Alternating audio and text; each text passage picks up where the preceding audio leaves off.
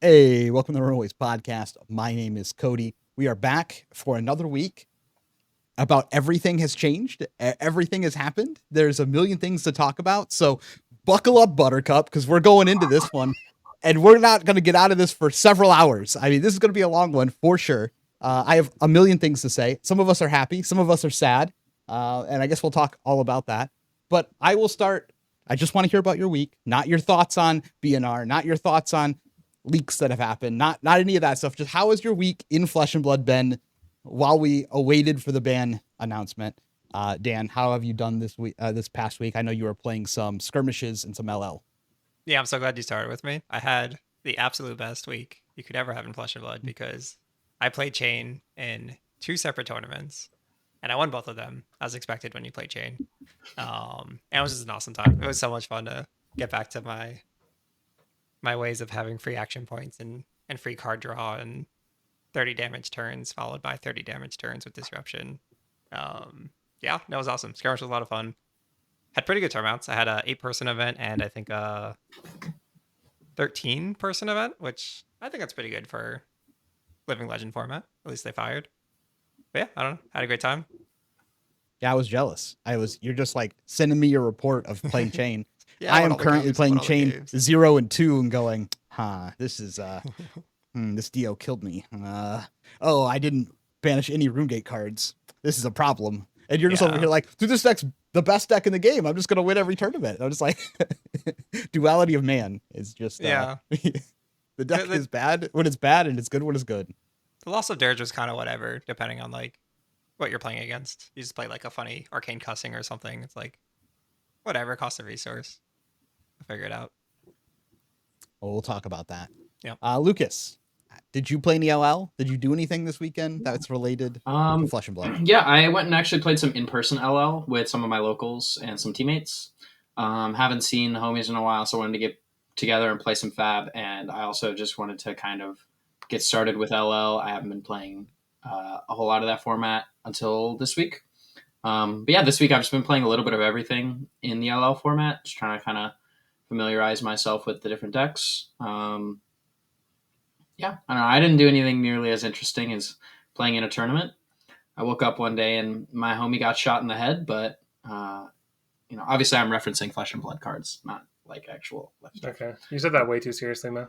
Yes, I realized. Prime capital of the country, man. You can't just. I realized when I said that people did not realize that meant that they banned Plume. But no, no ban talk. Normal week, but. I was also like, oh wait, you missed tournaments because someone died. I was like, that's a little heavy for the start of the podcast. Okay, Noah. Besides play PoE 2, have you done anything related to Flesh and Blood? Oh my god, dude, yeah, I've been the worst. The problem, I knew coming into this, I said last week that this weekend was going to be demonic to say the least, and that definitely came to pass. Just played like infinite PoE 2, and then also played in another AGE tournament. This one was at the local store that's like 10 minutes from my house. So yeah, like any card game player, I'm staying up till like 5 a.m. Tournament starts at 10 a.m. So, I'm well rested and prepared. But I went there and got the job done. Defeated Connor in the finals. I was on stream round like 2 or 3 or something against Avalda. And then also the on stream in the finals versus Connor. So if anybody cares to watch back the stream, I think the casters do a good job for AGE. So they always keep it entertaining. And yeah, I like playing in their tournaments. I had such weird games this weekend. I don't know. There was multiple instances where I can't believe how bad my turn cycle is. Like, it should be embarrassing that I'm basically doing like 4-card threes, but somehow turning it into wins. This definitely happens in the finals. I have an arsenal because I don't learn my lesson. And I don't even learn from Dan either before the tournament of like, I'm playing into Dio. Surely when I set this Tarantula Toxin, it'll be good. Probably. Yeah, for sure. For sure it'll work out. Doesn't work out, obviously. I end up having to do like a 2-card 4 on one turn just to clear it out to play a Codex. And then later on, I have a second one set because I'm like, well, if the first one didn't work, surely try again is the old adage. And yeah, it doesn't work out. I attack for 3 with a card in hand in the shred set. he doesn't block. It's the Art of Desire, the one that banishes draw a card, gain a life. The card in my hand is Sink Below, and my set card is Tarantula Toxin. When I attack for 3, you can watch this on stream. He like does the thing where he's holding 4 cards. He pulls one sideways. I'm like, oh yes, please, just block, just block. He even puts it like halfway through, and then he brings it back. He's like, no blocks. I'm like, oh no. So I resolve the hit, and I draw into Shelter from the Storm. So now my hand is just 2 D reacts with a Tarantula Toxin. So I'm like, yeah, whatever, it's D. I'll just pass. Just IP2. It'll work out. And yeah, still win those. So, yeah, well, but then that was the game where you then drew up Codex and looked at the T-Tops, yeah, and then next turn had to pitch the 2 D reacts to swing your dagger. Oh yeah, I pitched both D reacts next turn to swing dagger. Yeah, you're right. It got worse somehow. Whatever, man. Yeah, you won though. Who cares, bro? Assassin Yeah, math. yeah, The you do like Codex? 19 billion Well, psychic damage. The Codex was actually just like gain 10 life because he had max V with like 6 Technical cores in play. Like, yeah, he definitely made some interesting decisions. It was 6 rounds of Swiss, and then we played all 3 rounds of Top Cut. Like at the end of 9 rounds, playing playing all day, it can be kind of taxing at the end. So it's understandable. especially playing Dio. Yeah, No, I playing think Dio, your round 3 Valda game on stream though is like a great example for people to watch to, 1, learn how to play the Guardian matchup, and 2, to understand why we always meme on Guardian, because you can enact this game plan every time, and it makes it very trivial where you just block when they attack you with disruption, and you wait until they swing hammer for 4 cards. Yeah, and then you win. Yeah, exactly. Yeah, I would recommend that, especially in Valda's use case where they don't have CNC pummel. You can just like, okay, I'll arsenal my good card. Wait till you have your bad turn, go off, and then what are you supposed to do about it? Yeah, and then like you said, a D react, you're insulated from any sort of crackback. Like, not that Valda is bad. It's just like Dan said, this is like Guardian struggles to break out of this box of how they have to play. Yeah. Valda can if she rolls the seismics, because then Dominate says you can't do this. Yeah. It just typically, like, if you're doing that, you're throwing like vanilla damage. You're not throwing like the actual crush effects that matter if you're also making seismics. I mean, sure you can if you like uber high roll, but typically the hands that make the seismics aren't also throwing the disruptive crush effects. I don't know, it's why we meme on Guardian, because they can't get out of that style, but it's also like, it's why it's a little more taxing to play Guardian, and it's pretty obvious when people haven't got the fundamentals down, because in order to win with Guardian, most of the time you have to have great fundamentals. You can't just leak like a bunch of value in your block. Like, you can't overly hold cards and then leak damage just to like do inefficient stuff to do the funny things. You have to like block very well as a Guardian player to realize your value, because you don't have a lot of opportunities to get that. So it can be harder to play as well. I mean, currently, I don't know, we have a new set coming out, which I had to ban cards for. So what do we know? Maybe this set's a banger. So with that, let's just go into the BnR, because I have so many things to say. I will not go on a long rant, though. Let me say one thing. This is still recap on my week. Okay. It was very funny on Monday. I have like my locals on Monday, and they said that the BnR would be in effect Monday. So like I get there, I'm already running late. It's like 6:30, and the thing starts at 6:30. I'm just like, all right, I'll take these bonds out of my deck. Just like put whatever junk cards in my deck. I just like fleshed out some 2-ofs to 3-ofs and played. So I've probably one of the first people to play official tournament with the new ban list, and my deck functioned basically the exact same. Bonds is irrelevant. So okay, now let's lead into the main point. Yeah. I was going to say, I'm not going to start off with a long rant. Okay, go ahead. Let us talk about it first, and then rantaways will come into full effect later. But for the people, if you don't know, a ban announcement list went out. We'll talk about CC first. Basically, Bonds of Agony is banned because, thanks to Noah from the last podcast, that is exactly what happened. It was going to say, take up the mantle, but then you brought up the excellent point of just ban Bonds, and then we can play fun cards. And they obviously listened. So I thought it Bonds was a Agony terrible is take. I'm so mad I wasn't on. They banned red and yellow Tipple. They banned Plume of Evergrowth. They banned Talk, a big game, and then they unbanned Germinate, which is at least something that we mentioned should probably come back as well. Who wants to take the first crack at this on something that they're upset about or happy about? Yeah, I should have been on the damn podcast and told them to ban the stupid potion, because now I can't play my girl the way that I want to. I think the Plume ban. Obviously, that's what I'm going to talk about, right? You guys already know what's up. I'm just going to skip past all the other garbage and go to what we all care about. I think the idea of the Plume ban, where they're basically trying to remove Verdance's like semi-inevitable combo plan, makes sense, but I don't think the Plume ban is actually the way to do that. I think probably banning Healing Potion would have been the better decision. But I think maybe that makes Verdance a little too weak in the sort of fatigue endgame state. I don't know. As a Verdance player, this list is actually not that upsetting. I think it actually might end up being a net positive because Gravy gets a lot weaker, and I think that matchup might actually be good now. Which we'll see. Said that a few times. Is written in 40-point font, where yeah, very tentative. Indeed. But yeah, I think the Plume hit is relevant. There are a bunch of matchups where you're losing percentage points, but it ends up nowadays where a lot of the times the matchups where you were playing Plume ended up being the matchups where you were kind of allowed to dirtle and combo them out, and those matchups are still pretty strong anyway. I can't think of any big matchups outside of maybe Slippy where you probably wanted to play Plume and it was quite important.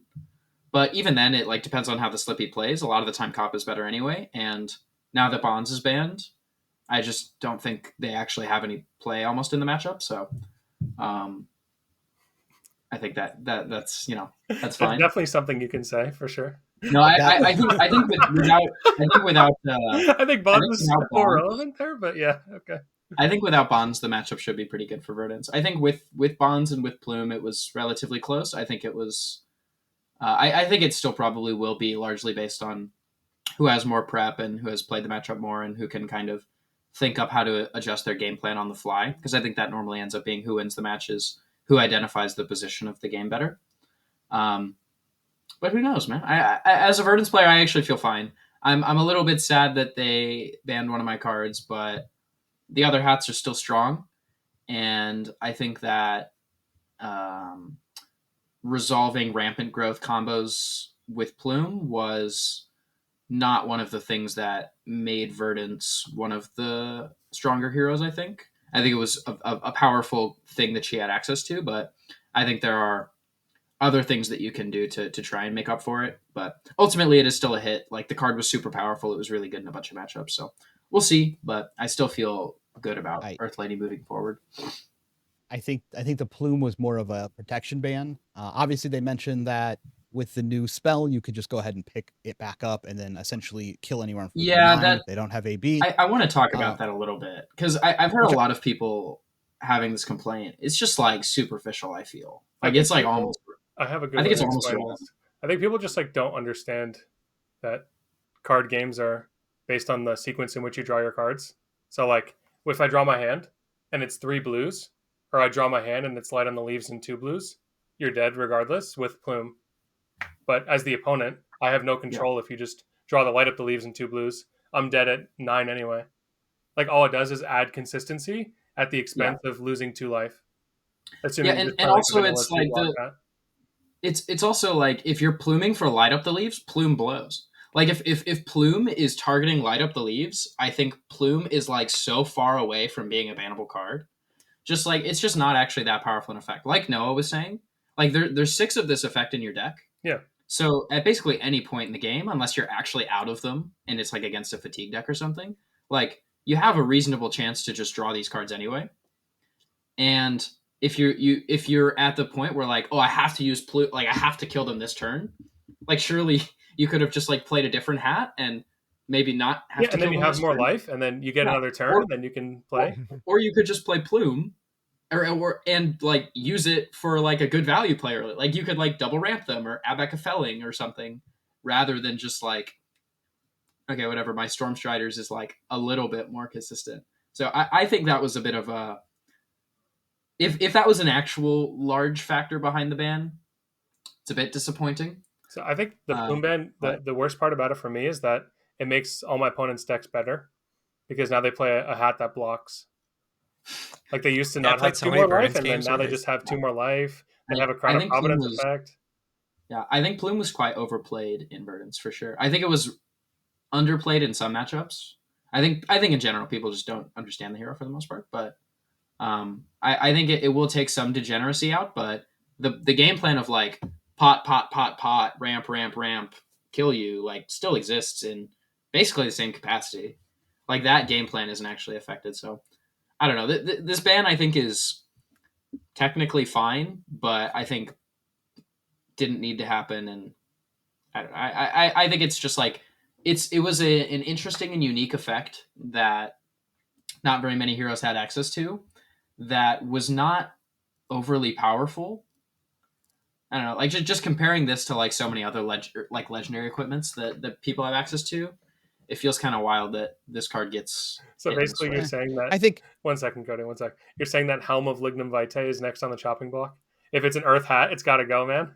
We can't have Earth and Head in the same line of text. It's too You powerful. just go down the line, yeah. That'll get banned in blue or I in think you're silver. underselling it. I mean, I think Plume in the matchups in which it had to combo made the combo more consistent and a lot faster. Yeah, for sure. And now it is insanely less consistent. And if you're playing against a deck that has any real pressure, just doing a combo kill is going to be a lot harder for you to pull off. And it might actually take several cycles. Yeah. So longer games should be able to resolve in a better form, because you're not just getting combo killed out because you don't have enough pressure to beat the Verdance. I think this does resolve some of those issues. Also, I'm a little worried about Verdance's just in general amount of damage. There's been several times where I just fatigue the Verdances that don't have combo in their deck or can't set up combo against me properly. I think that is a real concern when you know that they can't plume you.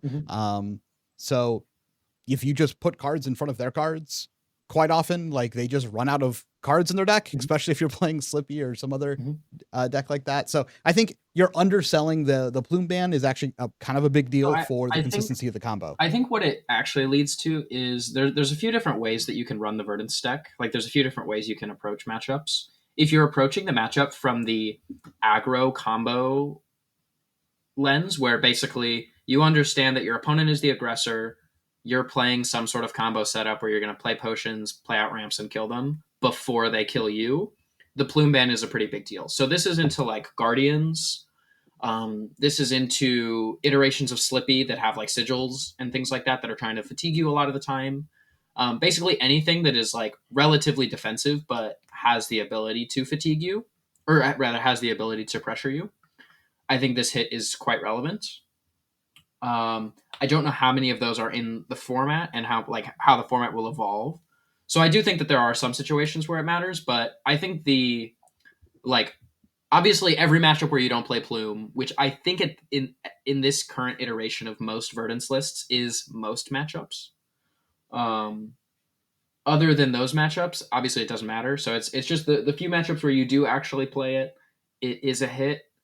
But I think a lot of those matchups are quite good anyway. So it's not irrelevant, right? It's like bringing her down a peg for sure. But as a Verdance player, I'm not like dooming on any matchups after this. We got Noah in here, Mr. Giggle Shits.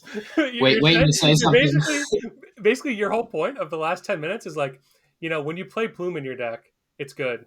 So when they take away Plume from those matchups, it's not good. Like, obviously, when Plume's in your sideboard, it's not good. Like, it's not relevant to have a Plume in your sideboard. That's what I'm saying. That's why. Like, my overall point is, I don't think this hit is that deep because, like, what Cody was saying, where he thinks I'm underselling it. It's really like, I think it's only a few matchups, and it's not irrelevant in those matchups. But again, I think the when Plume was the strongest was in the matchups where you're trading back and forth, and then they Plume kill you out of nowhere. And that's what their whole plan was the whole time, was that they're going to trade down with you. You're both going to go down. You're both going to go down. They're going to be like, here's one like big turn. Dude, trust me, this is my favorite way to play the deck. I understand that's the best way to play Verdance. And now that is completely removed as a viable strategy, as something you could do reliably, because you could do it every single game. It was like way too consistent. And I think you're really underselling that this is actually a pretty major hit to the best way to play the deck. I think it's more complicated, but I also don't think that we disagree fundamentally. And we got a lot to get to. So I say we. Oh, we got time. move I said no. clear your schedules. We're going in. I have so many rantaways to go. I do. Dan, before we move off of Plume, do you have anything to say about Plume? Plume's not really a U card, but No, it's not really in my scope. I'm Okay. kind of with Noah. I wish people could still play this card against me. Yeah. I like the way Incorrectly. it's Plume.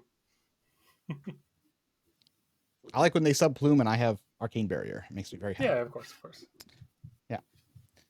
Okay, let's do a short section. Germinate was unbanned. Noah, why does this make you super excited?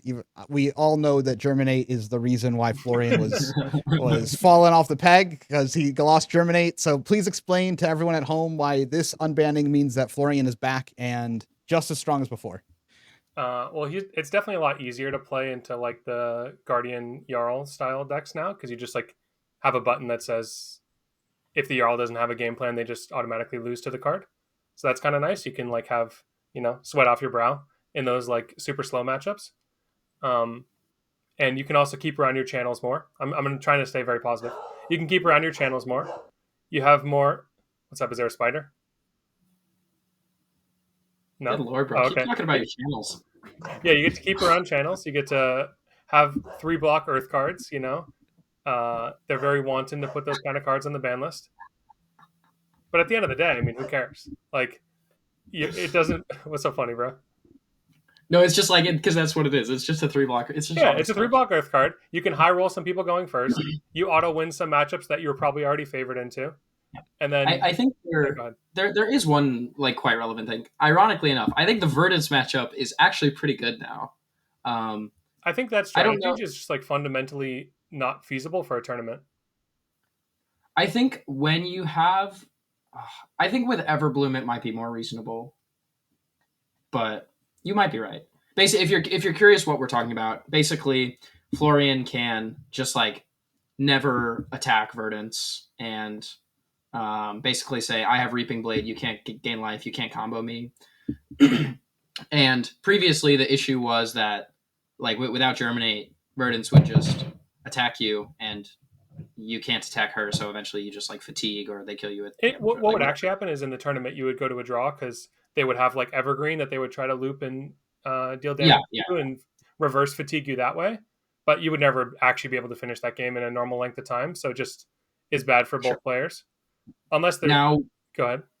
And now with Germinate, right? The difference is that now Florian can say, I'm just gonna let you do whatever you want. I'm not gonna attack you, and then I'm gonna play like 3 or 4 Germinates and kill you in one turn. Yeah, but it's like once you basically play all your Germinates, like you kill them in one turn. If that matchup is actually meaningfully improved by the Germinate unban, I could see it being quite relevant. Otherwise, it is kind of just like, yeah, Florian gets 3 more blank Earth non-attack block 3s that are sometimes relevant. Better blue. It's actually kind of like relevant for keeping around channels because you have to go down in the dumps to find these Earth blues. In general, it's just good, right? Like it is good to be playing like as much as we joke about it, like 3-block blue Earth non-attack action in Florian is actually like quite powerful, right? Like he has a bunch of powerful cards to play.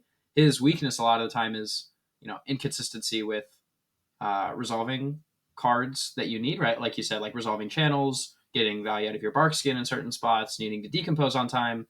So he does get quite a lot from just like random consistency blues. The best bark skin value is the dust pile it accumulates in your deck box. That's my favorite bark skin value.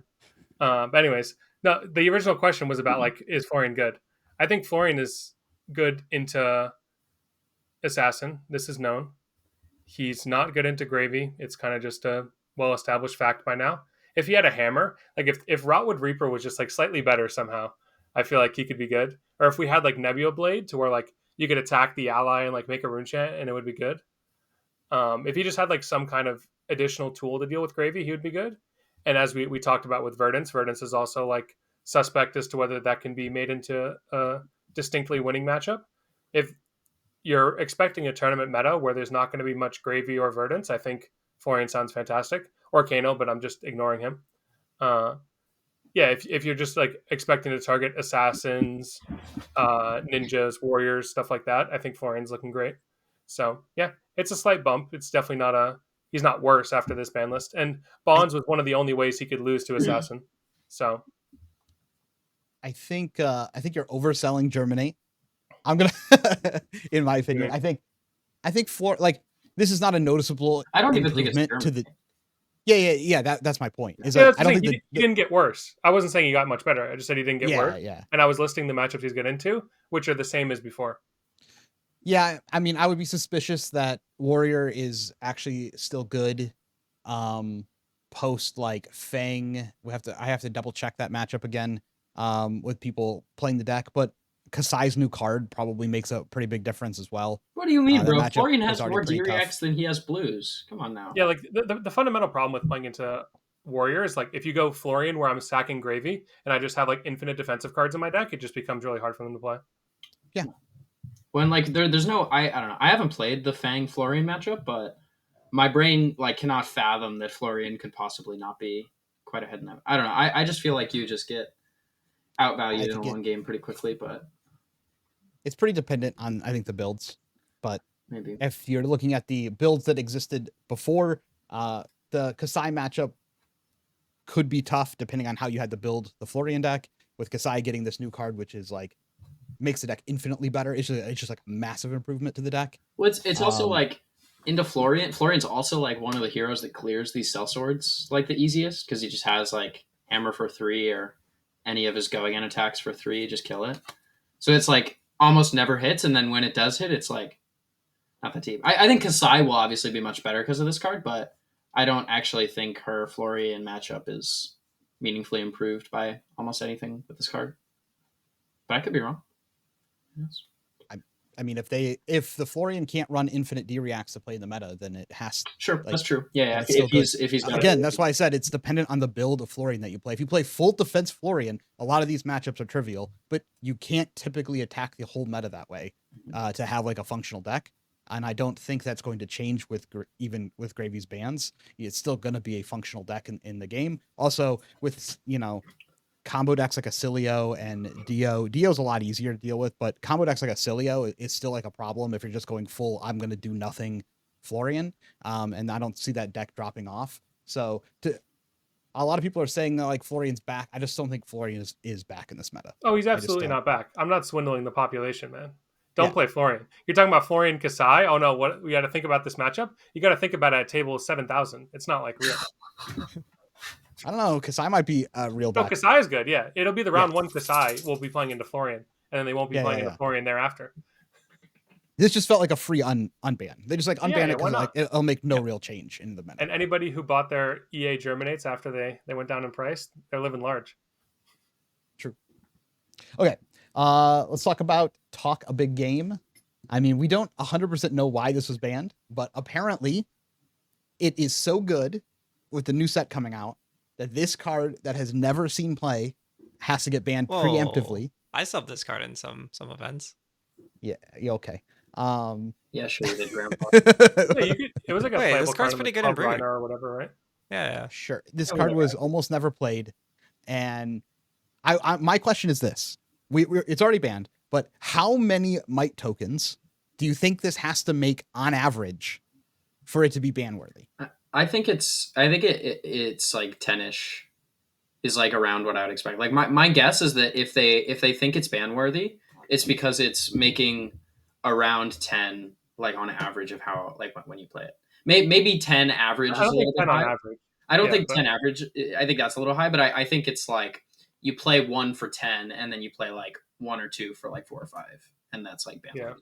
I can't imagine having a resource card that's worth like 7 to 10 value on one card. That'd be crazy. It also just scales like completely crazy, right? Like we don't know what Super Slam can hold. This card could be making like 15 with not that much setup, right? Like it might be, Lyeth's whole deck is put 4 auras into play, have them all pop on the same turn, intim their whole hand, and then donk them. And then this is just a thing that sometimes you also make like 15 mind tokens. Okay, go ahead, Dan. Sorry, we're being very rude. I was just going to say, I think if it averages greater than 4, it's too good. Like 4.1 because of the existence of Lyeth who can play 5-card hands. Yeah, like a blue 0 for 4 with go again basically is like very good. And the fact that these are not might ban worthy. Not ahead of time ban when worthy. it's averaging that is so ban worthy. No, it is because like think about the kind of buffs we have that exist in the game. Like buffs are typically very restrictive in a sense of its nimblism, where it only targets one cost. It buffs by 3 and blocks 2. We have like the Guardian Auras, which are like 2-card 6s that have no go again. Like if you look at every like buff effect, like front pump style thing, even Warrior, they're all just like they're conditioned on certain types of weapons. They're all like 1 point below rate. So if you just like look at these types of cards, they like the best ones in the game are like the Ranger one, right? It's like pre-med laced with Blood Rot. Like those are the but even then those are tied to on hits, right? So everything has like some kind of limit. This also is tied to an on hit, but it being a blue means it should come in for way less value than 4. Like blue 0 for 4 go again is very also, good. What I was going to say too is it's might tokens. Might tokens can go on very good hit effects, which like kind of break the fundamental of how they were designed, I think. Yeah, I mean, we assume that we're getting some level of aura support in this set. Like that just seems like what some of the Guardian stuff is based around is aura based. And so if the Guardians are aura based heroes that donk your opponent for a bunch, and also have different sorts of evasion, whether that's the confidence tokens or the intimidates, like it's pretty easy to see where this card gets pretty crazy, right? And also like Dan was saying, in Lyeth in particular, like 5 intellect hero, like naturally just the way that hero is designed, like if your cards are above normal rate, your cards are just insane because the first one's like free, right?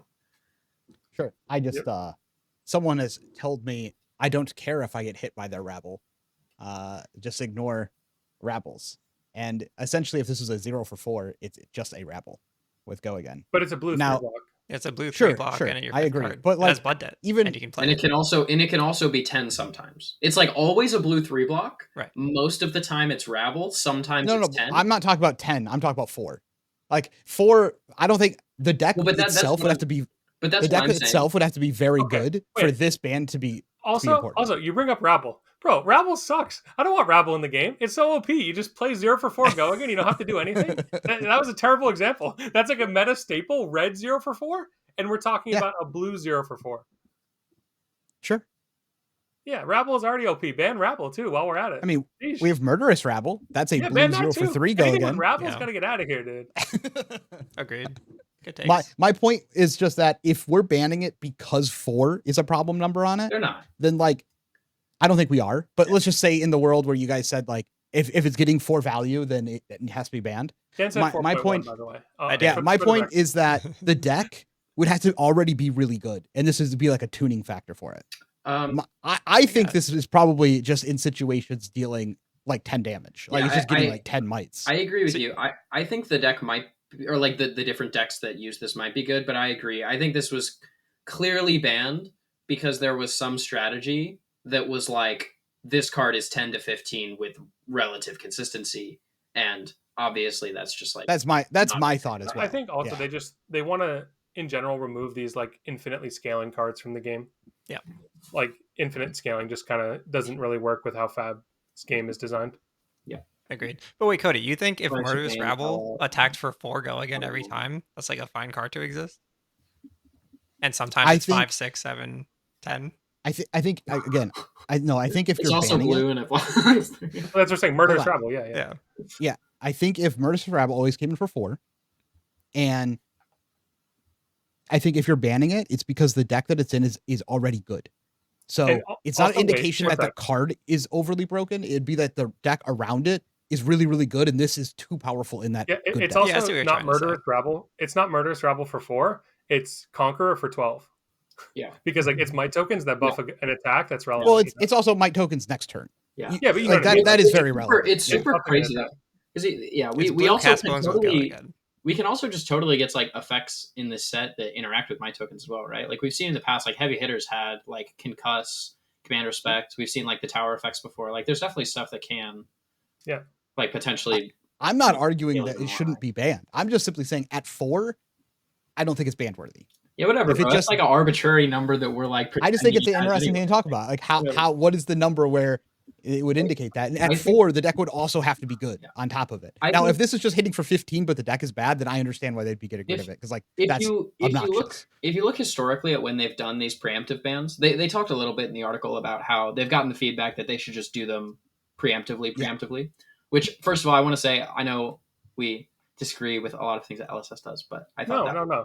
We always offer our opinion and don't try not to be biased. Of course. Proceed. But yeah, I think that this was great. I love that they hit it ahead of time this time.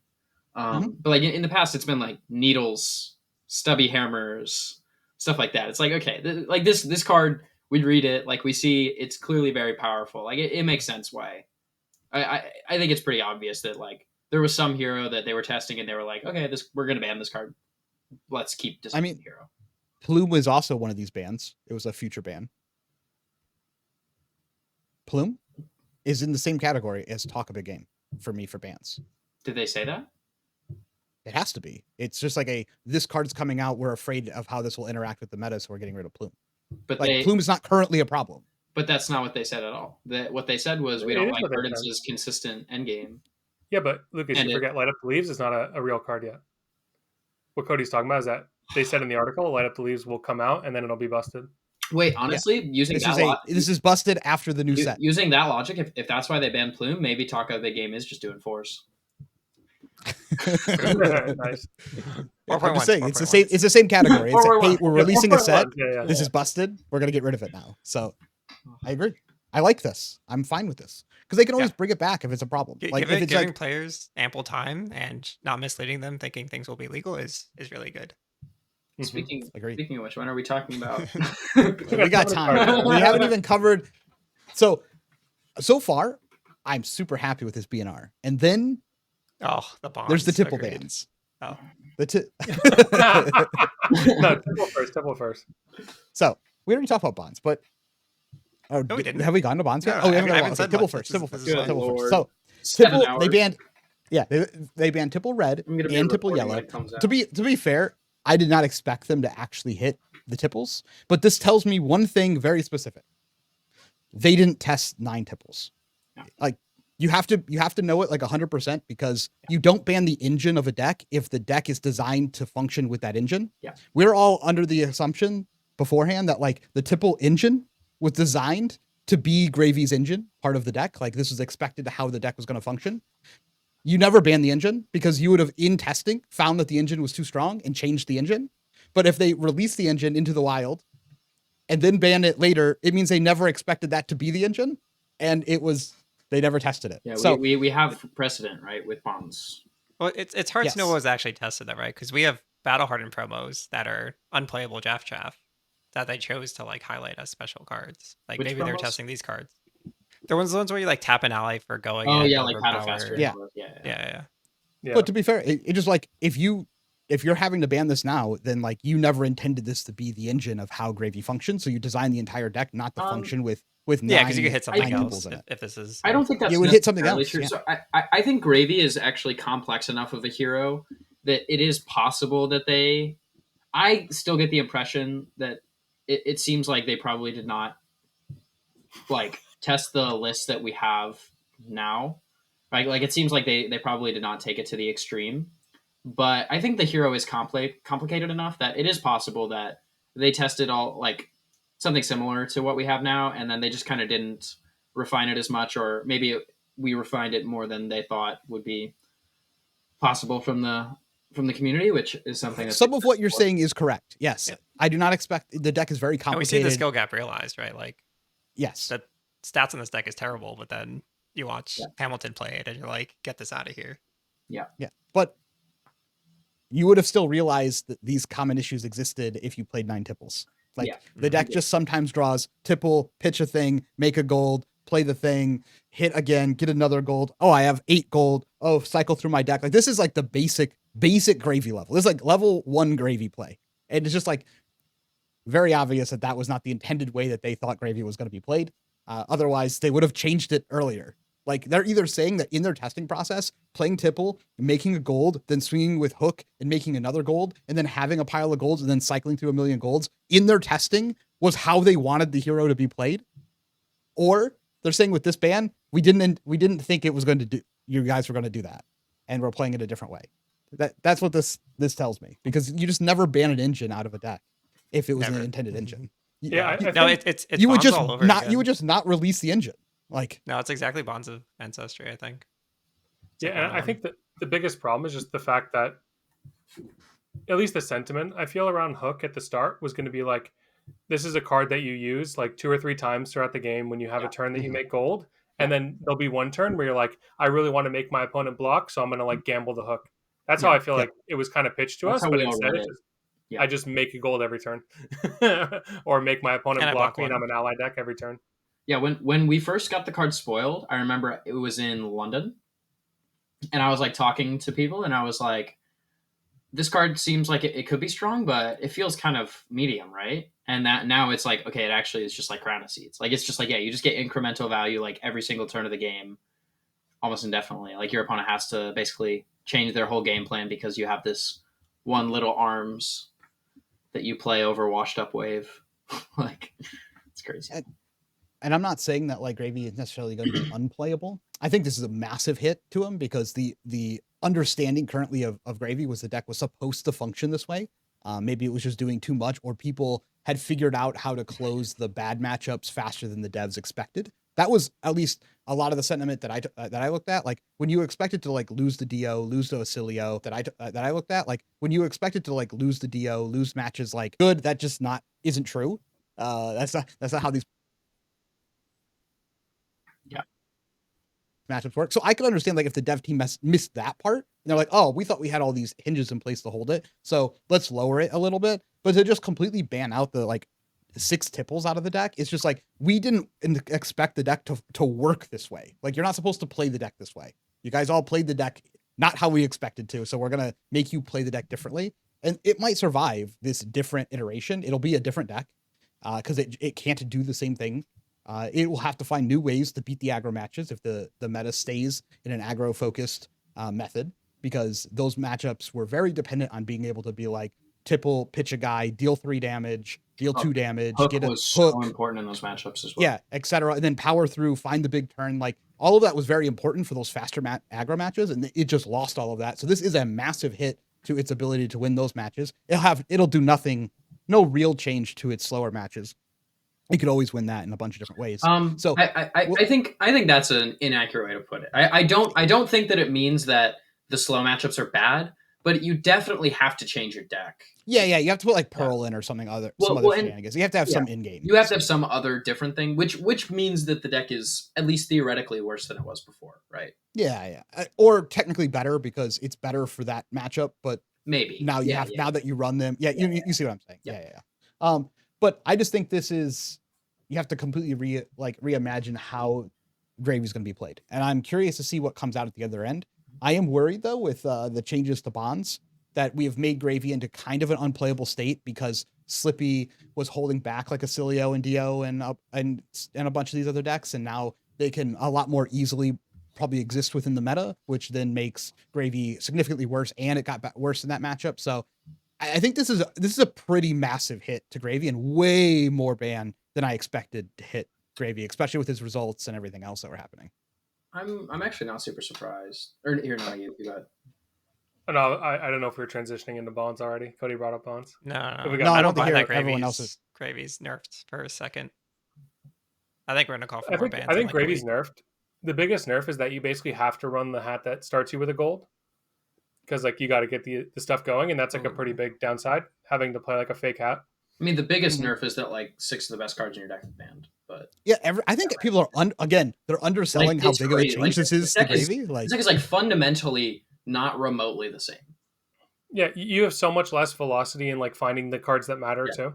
Well, like the deck used to just be like you draw your whole deck pretty quickly, because like the thing is, right, like every Tipple not only like cycles you through an ally and draws you a card, but it also puts a gold in play that later in the game also gets you. It doesn't need to be later in the game. It can be on the same turn. Like you have 2 cards, and then now you get 2 more new cards. Yeah, like in one turn. Yeah. So you're like every turn cycle, you're like going 1.5 speed, YouTube style. Literally. Yeah. Gravy's strong enough that he might be able to find a way around this, but this is a massive change, and I think it makes its aggro matches really bad. Like they were already tight. Like all these matches were tight. But if you played it really well, you would win more often. They were tight because now you could Tipple. Yeah, they were tight because you had games where you just like went quick, you tippled them a bunch, you got your allies in bin quickly, you resolved your conquerors, you resolved your allies cleanly, and that's just like you didn't block, which is probably not something you can do anymore, right? Like Wait, you what? probably have to be more defensive now. I feel. What if the deck evolves to like being giga defensive, like playing few allies and just trying to like play Whaler in every matchup? Maybe Just like Said this try from to the find the start. big turn Not where you Whaler, stick the but Whaler. I Or expect Shaman, the deck. like just slam I like your expect the DBX deck- and I slow it expect the down. deck to go through like a bunch of new iterations, right? Like it will evolve. I think it's just tough. Like this is a way more of a gut than I expected them to give I to love it. Gravy. Okay, I wait. think So, Engine hits are a big deal. like TLDR though, is it like if you had to say it's good or bad, what would you say? Like good or Bad bad for enough. the health of the game and like Oh, your good. enjoyment of moving forward tournaments. Good. I also I say mean, good. Like it It's gives other decks a chance to win because of the velocity slowing down. Like you don't see 3 conks a game. You don't see 3 chums every game. So I think there are like Cody. Hopefully. I think you're gonna talk about how you don't like how the meta is gonna shift, but I think that the gravy hits are not actually the reason that's gonna happen. I think the I mean, gravy hits are only positive. I think the gravy hits just are like solely plus. Maybe the slippy hit might have like some unintended The slippy hit. I Ugh. consequences. I think the Somebody doesn't Gravy care about this card, changes. man. I think the Gravy changes are pretty good. Might overall be good. If Gravy can rebound, but if Gravy just like becomes a dead deck, then this is terrible. Like, but I'm This is how Gravy concerned. started. No, like one of the initial builds only, And it was playing, bad. Like, it was still winning. It Like was people terrible. were still Like, saying it this was is like- busted, but it's just not It there was yet. like 30% into aggro decks. Like it was that the whole That time. sounds pretty reasonable to me. That's an unplayable deck. Like you just In an can't aggro play the deck format. at all. Sure. It Like depends if we're Dromai putting was the lid 30% back on aggro that. now. No. The Dromai list that existed in the non-aggro formats when she first came out were definitely around there in aggro. Yes. But then it became a Tipple deck, and Yes. then Sure, it was that's fair. it was And again. they put the tipples in their deck and they took out the blues, yes. and then they put the gold hat in. So it's my thing is it's a hesitant. This is good if Gravy can find a way to exist. I am in the back of my head a little worried that they will not exist. They can't overcome this if the meta stays aggro. And then That'd you be just like something for the deleted a game. deck instead of like tuning it down. Until the meta shifts. Yeah, we'll see.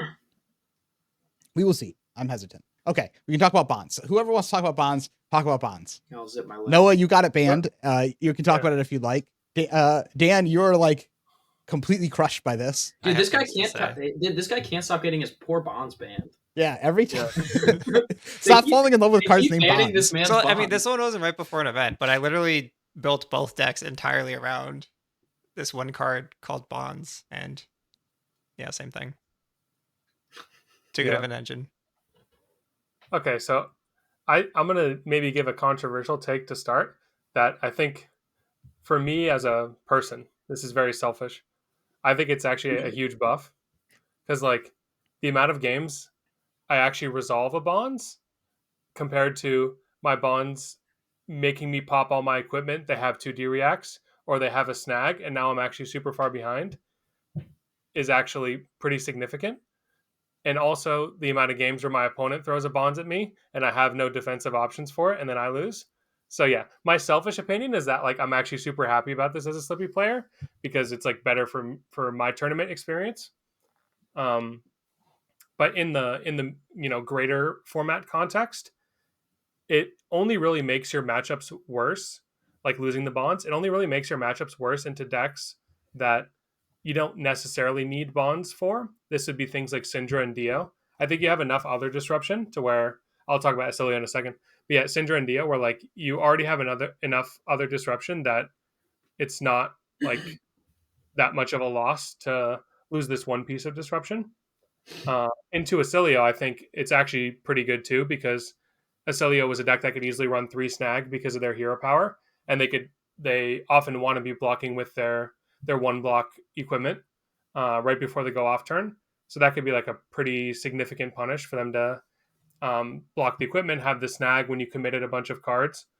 So I think like in general, the bonds ban will make Assassin Mirrors better. Maybe Dan will disagree, but I think it'll make Assassin Mirrors better. Oh, I don't want And- that part of Assassin Mirrors at all. Okay, good. So It just we're like on. trivializes the game. Yeah, okay. So we're on the same page there. Makes assassin mirrors better.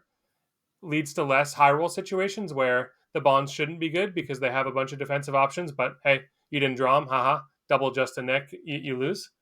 Uh, and it also helps the aggro decks like have a little bit more of a fair game plan where they can draw their 1D react and it be good because it's like now my disruption is leave no witness, or it's Mark of the Black Widow plus a Razor's Edge, something like this, where they have like a lot more defensive counterplay. So yeah, I think overall, I mean, we talked about it before why it would be good, and they basically reiterated in the article all the reasons why it's good. So yeah, I'm happy it happened. I think the bonds hit just increases agency for most heroes, both against and in Slippy. I think a lot of the time as well. Just kind of sick. I think Noah's takes make a lot of sense for Slippy.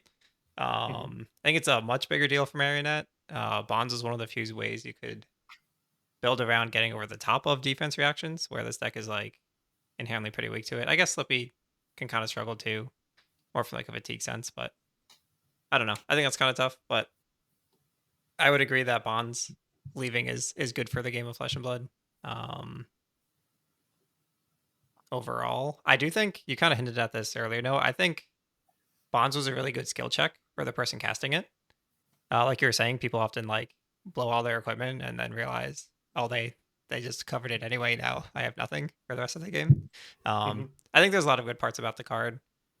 I think in Slippy specifically, it's just a completely unreasonable card to exist. Like attacking this card for one go again that threatens to ruin your entire turn and possibly your entire game if you don't block it fully is not particularly fun or interesting.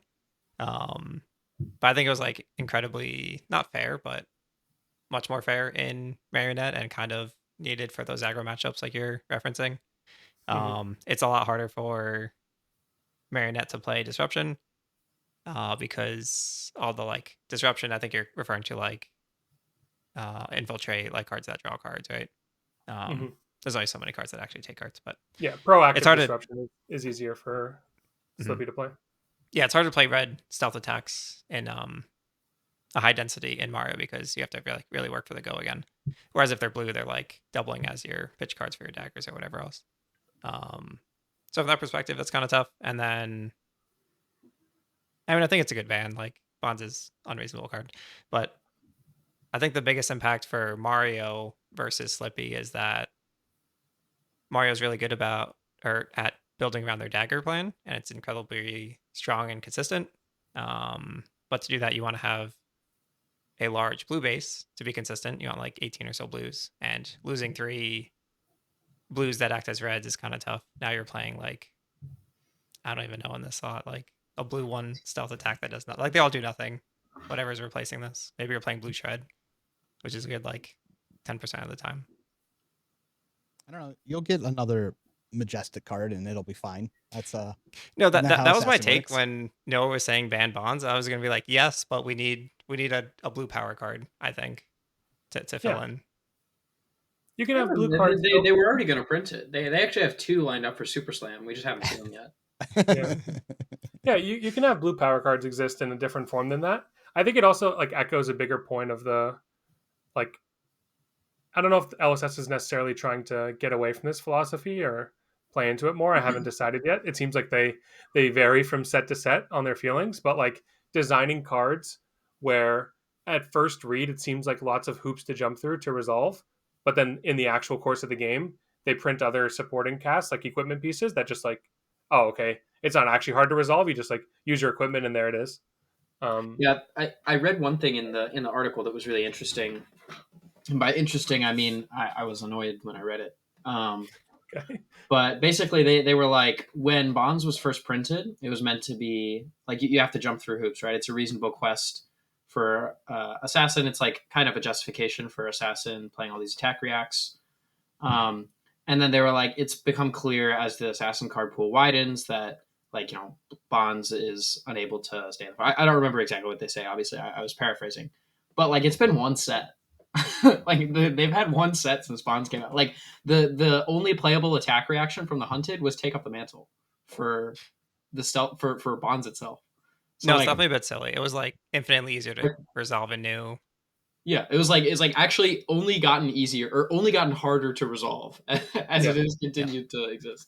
That's what I was trying to get at with Marionette. I think Bonds is like a reasonable quest for Marionette because if you're flicking and spending your snaps, like you just threw away like half of your equipment power. Like that's a big deal.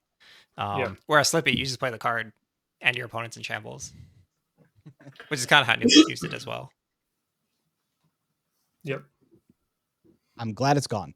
Yeah. No more feel bads. No more having to think how much I have to block for, and then I'm guessing kind of sad or though, saying actually. no blocks, or them ripping like every single time they play it. I look at my hand and I go, this is the whole key card that I need to win the game. I guess I'm just unlucky that you had Bonds while I had Yeah. my key card in Yeah. my hand. I think like Now the that's game is really- so much better off. The Gravy draws like 2 tipples. You're like, oh, okay. Well, I guess I have to block. Like, am I just gonna let 2 cards go out of my hand? Like, it's not. Yeah. feasible. They don't have to make that decision anymore. So they only have 3. No, this is True. very good ban. I, Very, very happy with this. I ban. think selfishly though, it's kind of bad for me though. I think I've spent like 3 whole coaching sessions like exclusively going over like a single bonds turn. So maybe this is minus EV for those folks. I think Noah hit it though. Like the Assassin Mirror is so much better now. Like you can actually Which is build cool it. because I feel like the Assassin Mirror is a matchup that a bunch of people would love, except Bonds just kind of trivialized it, like you said. But I feel like that matchup actually could be like super interesting.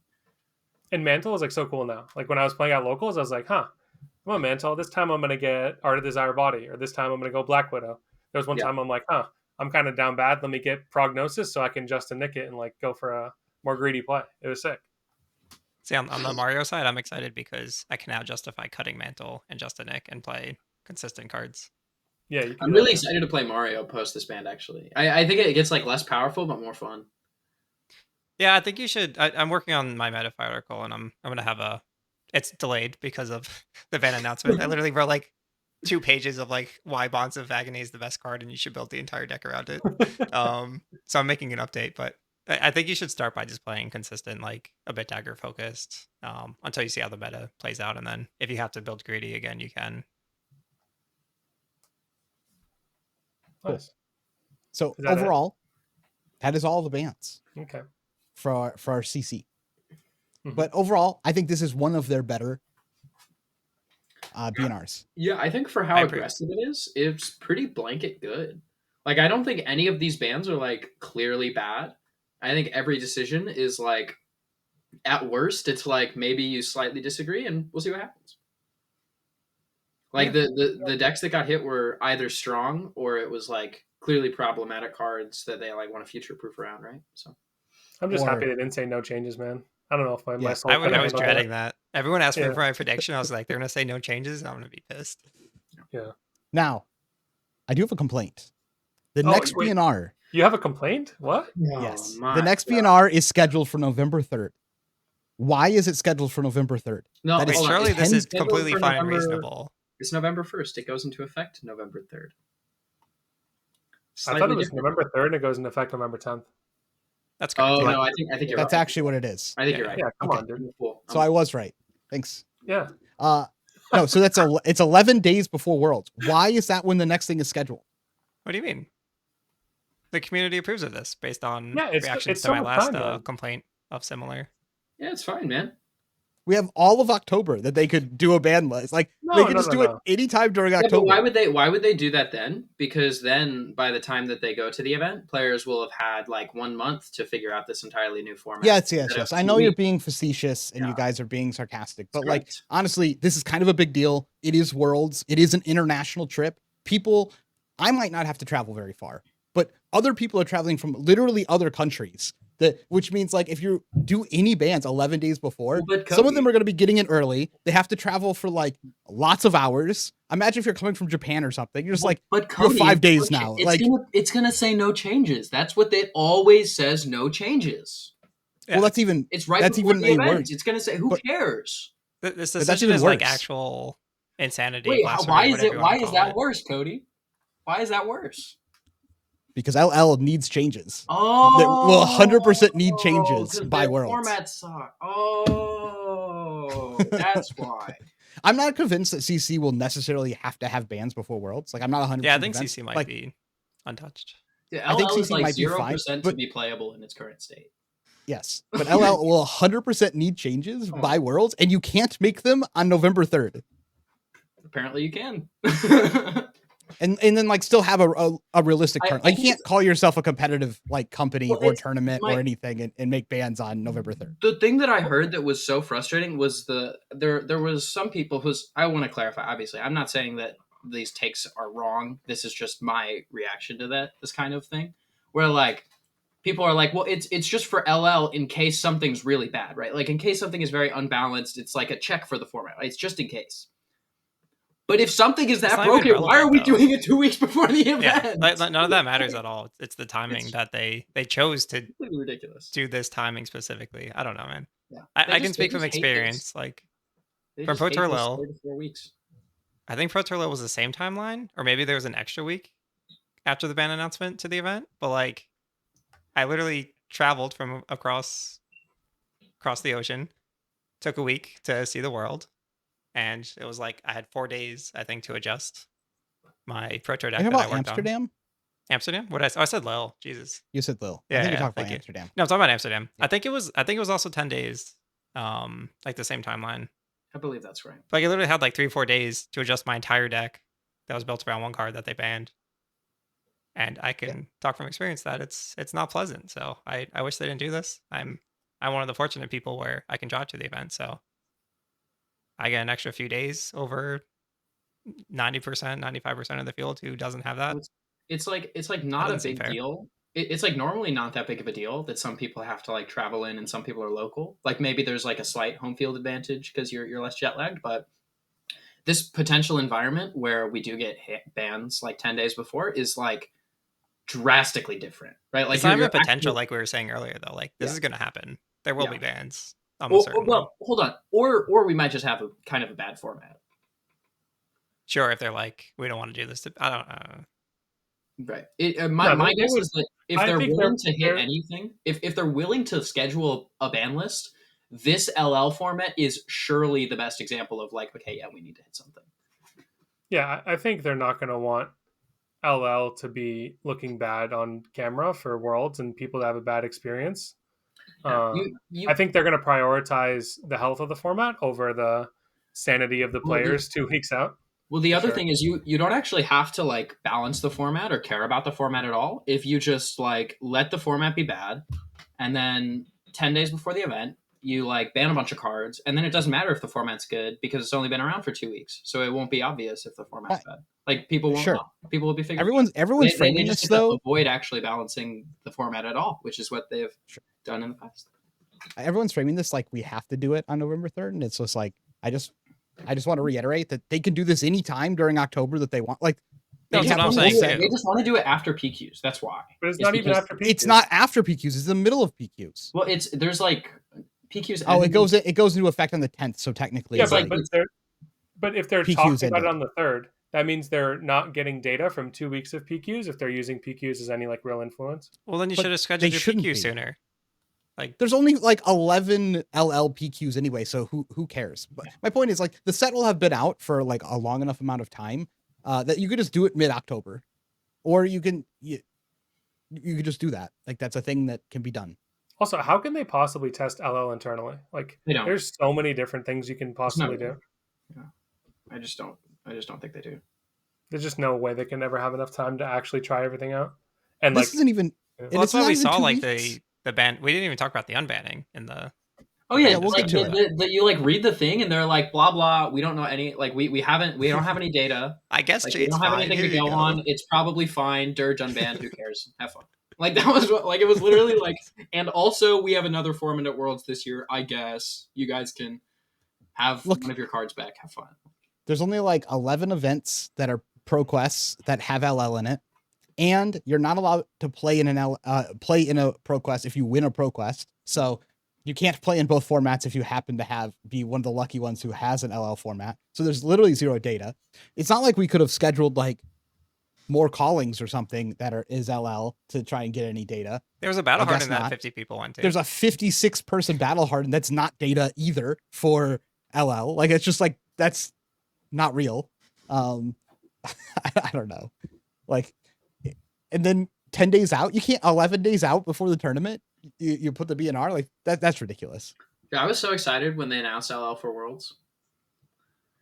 Yeah, even after playing it, I was excited, but then It's just gotten worse and worse. yeah, we were dooming from the start over balance, and I think it's Well, the problem it's was probably like fine though.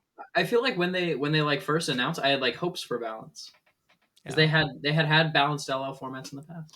But like, I don't. How are you supposed to prep for this event now? Like, you find the most broken LL deck and You do you literally stop playing it because it's broken? Do you play like I the think mid deck? Do you just play Briar the whole time and be I super think average? you just play multiple. I think you like have to play like 2 or 3 LL decks.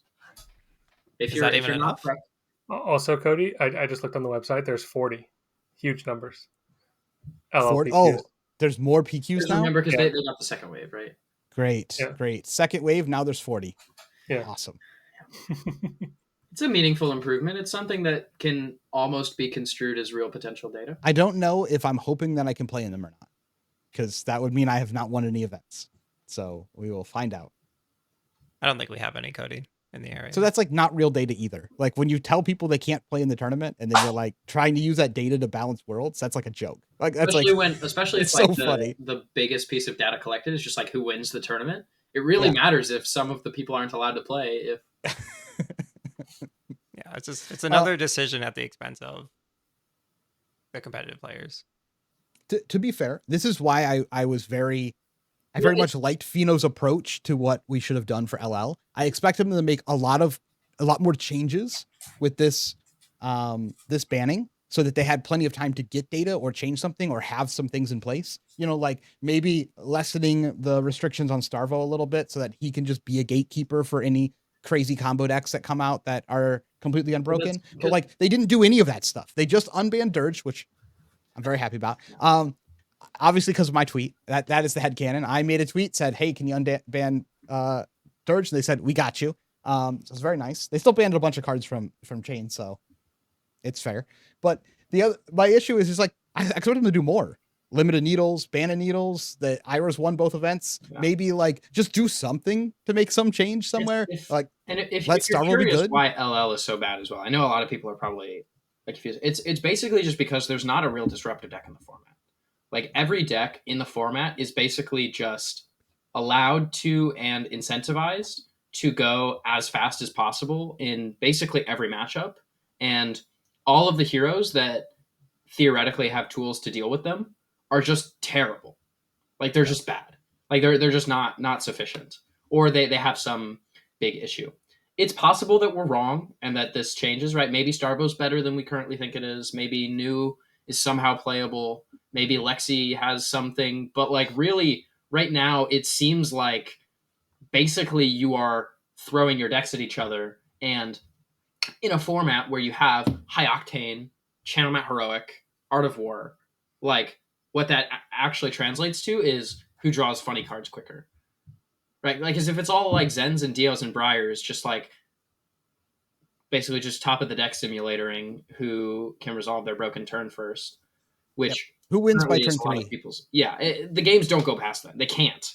Like the decks aren't built to be able to because they don't have to be because none of the disruptive decks are good enough. Now, maybe they could just ban Art of War and High Octane and all those cards. I think Art of War for sure should be restricted.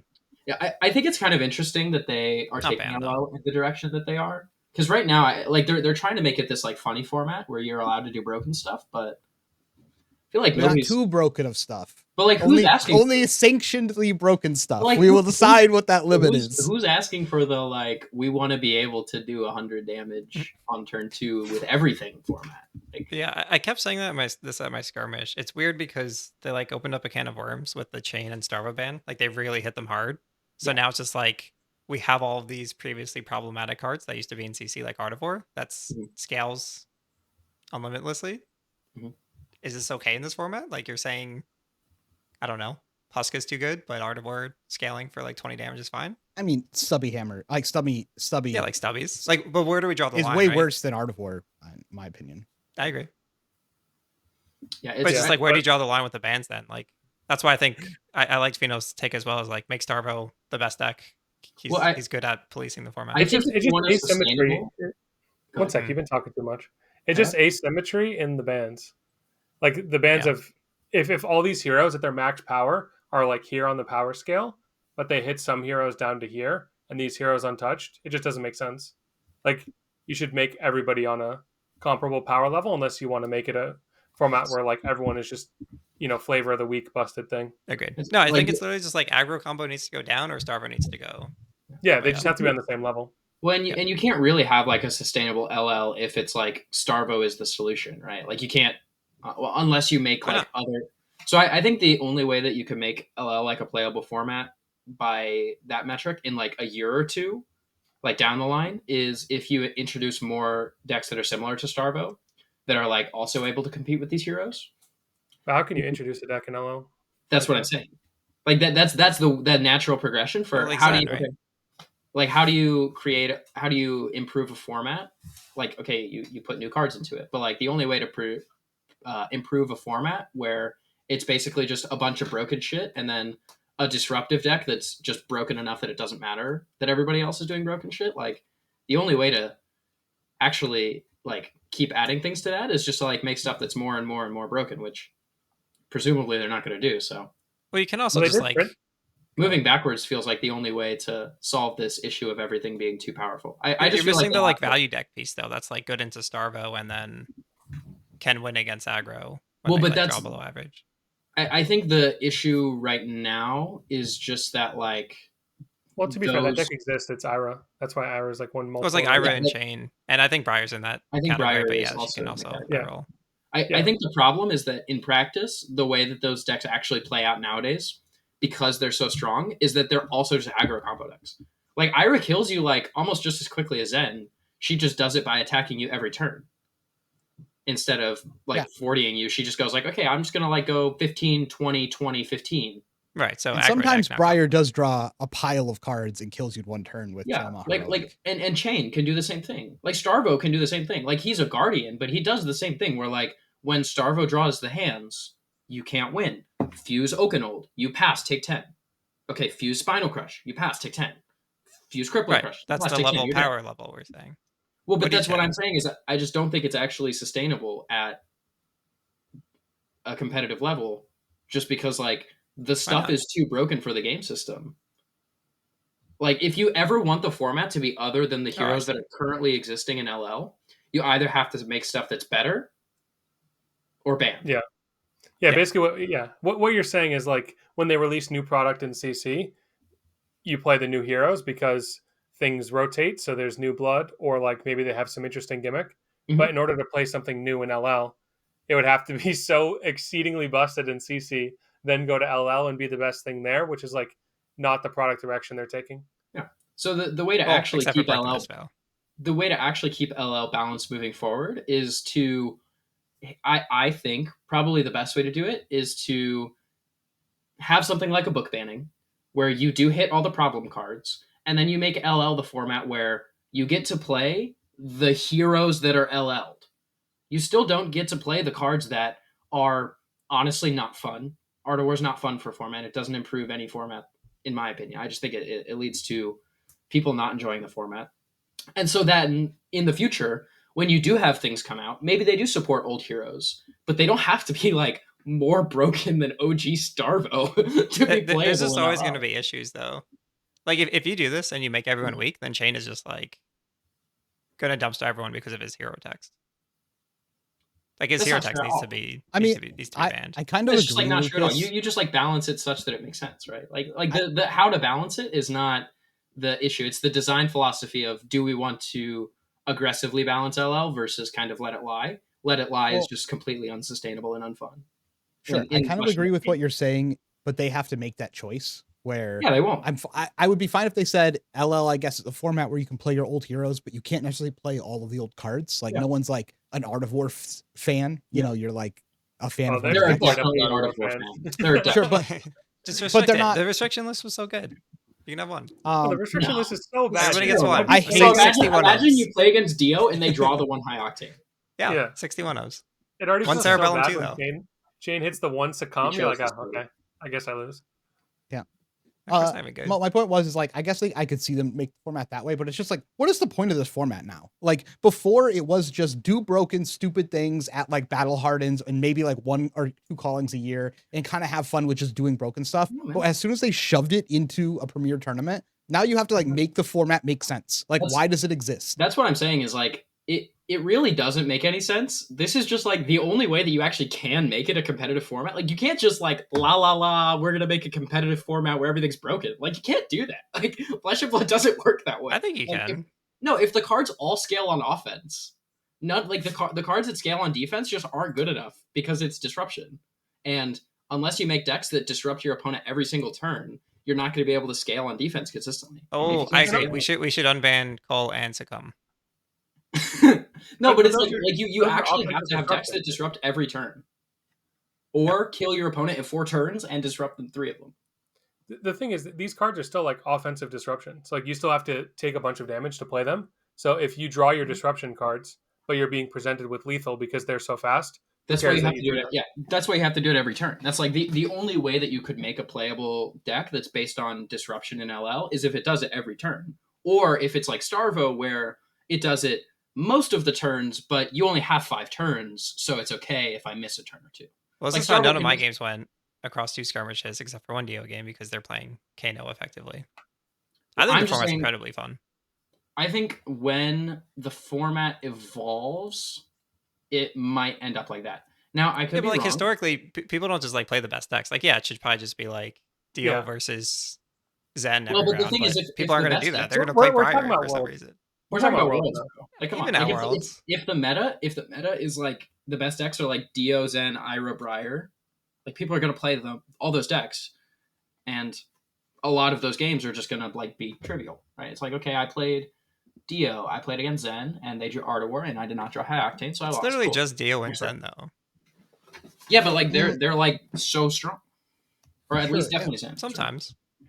I don't I know. think The game's even all playing weird. against- It's weird to play in like a tournament setting because like Dio over a long amount of games can look like a terrible deck, but then sometimes you sit across from it and it like kills you on turn 3, just like draws half of its deck and you die. Turn 2 It's like the same thing with consistent. turn 2. You just draw The same half. thing with like Briar. Like some games you're playing a big back and forth where you're like trying to get damage, and sometimes you're like, oh, maybe I'll like block here so they can't set a card or they can't like block with an extra card. And then sometimes they just go like CMH, Force of Nature on turn 2, and then they're just like 50 damage. Like this is unreasonable for like a tournament setting Okay, for these you 2 gotta- different variables. You want to stop that happening? Ban Ravenous Rabble. That's free here for 4 hours a day. That'll fix LL. That's fair.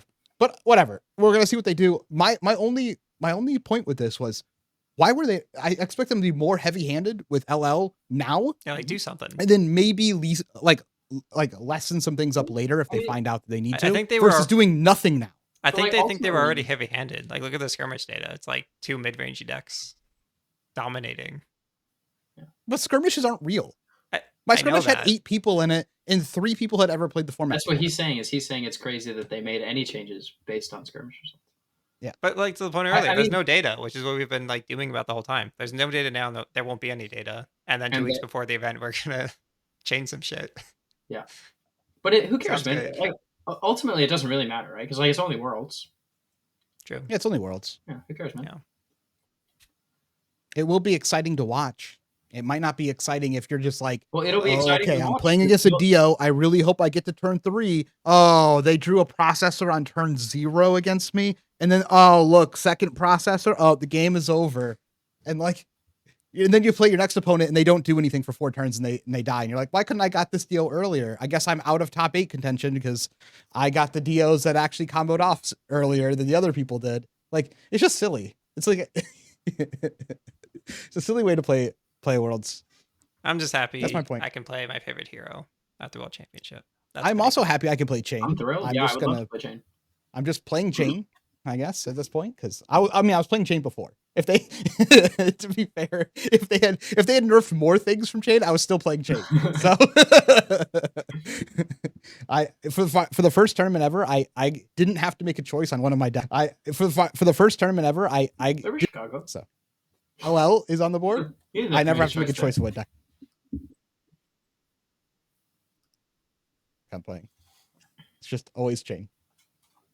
My only ask is they please just move the ban and restriction announcement to sometime in October to be reasonable to at least the people who are traveling to Worlds. Like, at least think of them. Think of the people who are like, I don't think Philly's that nice of a city. And it's nothing like when we were making a trip to Tokyo or whatever, but there are people in other countries who want to travel here. This is an opportunity for them to travel to America and see some stuff. And there's some cool stuff downtown in Philly that people always hear about, like the Liberty Bell and stuff like that. They might want to go see them. So for the people who are traveling internationally, they might get all their stuff set up, do all their prep, be ready to go.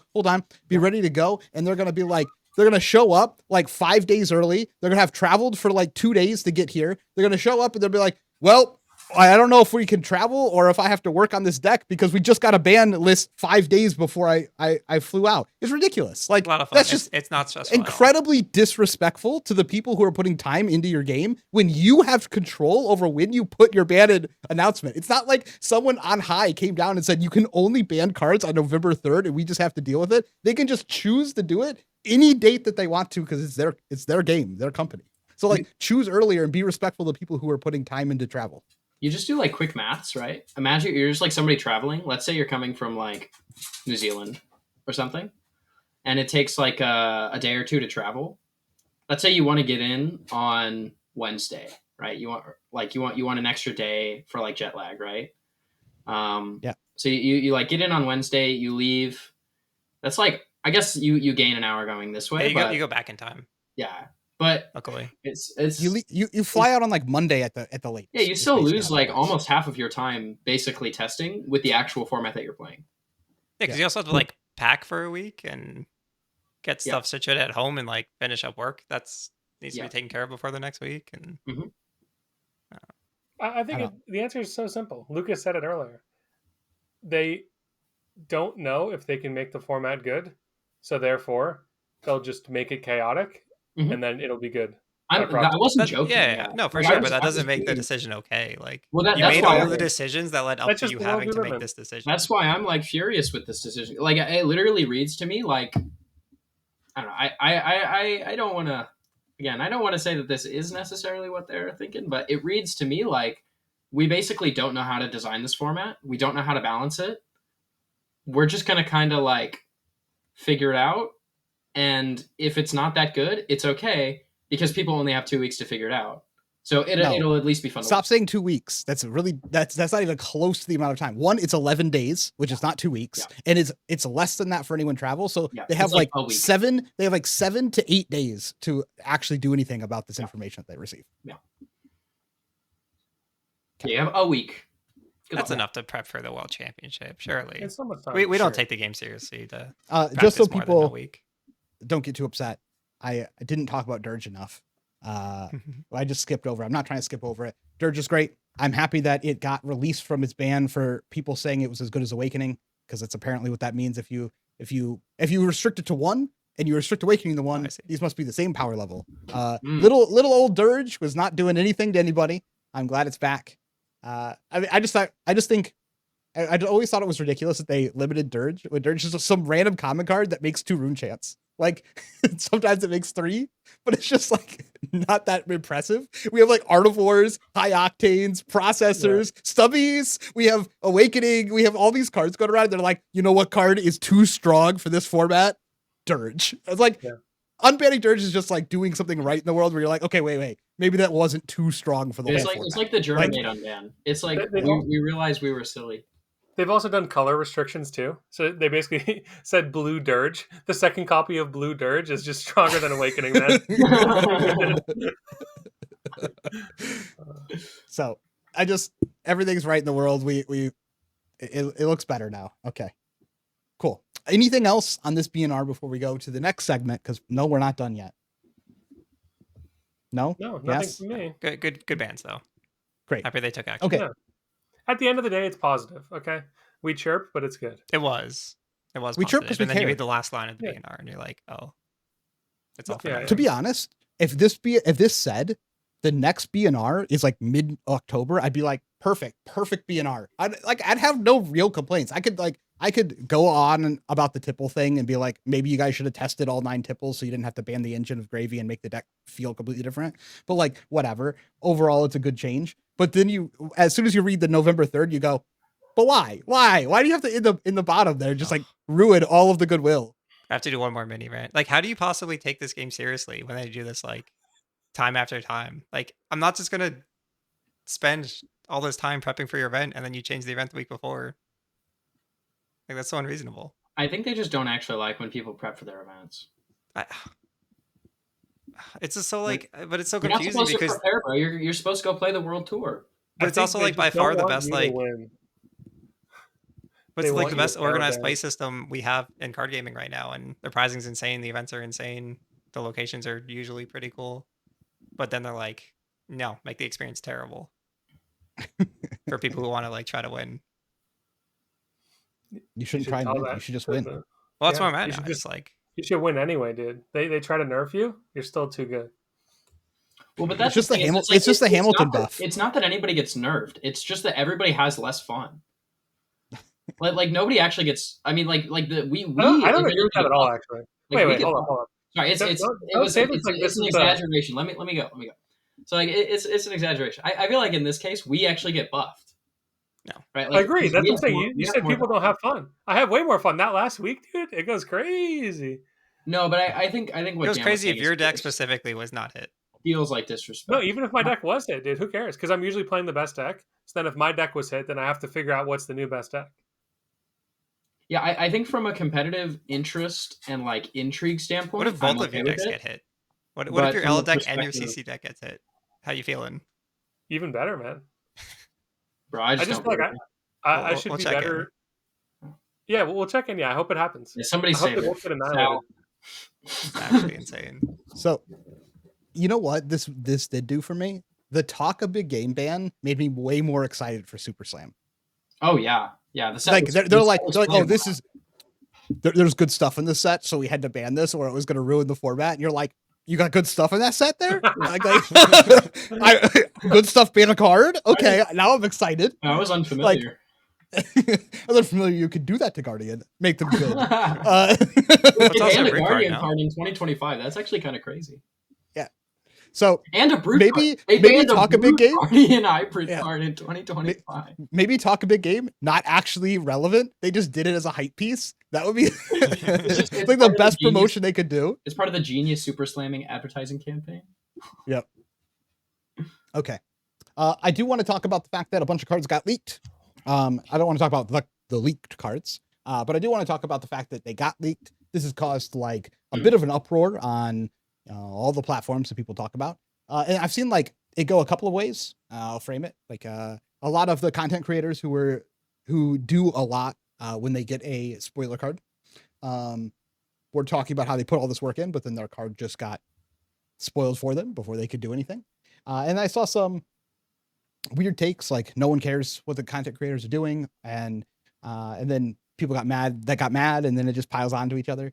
And ultimately, all I want to talk about is that we don't have to live in this world. We don't have to live in a world where the spoiler cards get stolen and then leaked online. None of this had to happen. This all happened because, once again, LSS does the most naive thing that they can do and assume that nobody will do anything wrong. And they just do this constantly. And no one should be mad at the content creators for like wanting to make videos. I thought the leaks were from somebody Bro, like let him Stole finish. Cards. Hold on. Go ahead. And no one should, and I don't even blame the Wait, people put who your are hands just back like, up in don't. the air. Wait, no, you're on a good roll. Keep getting it back up. I was gonna say, I'm not even like upset with the people who are like being shitty with the content creators about like their stuff getting leaked, or the people who are excited that things got leaked. Ultimately, we don't have to live in this world where any of this stuff happens. We could just do a spoiler season before the stuff can get stolen. I don't understand. We could have done this 2 weeks ago. All the spoilers could be out, and then nothing got leaked.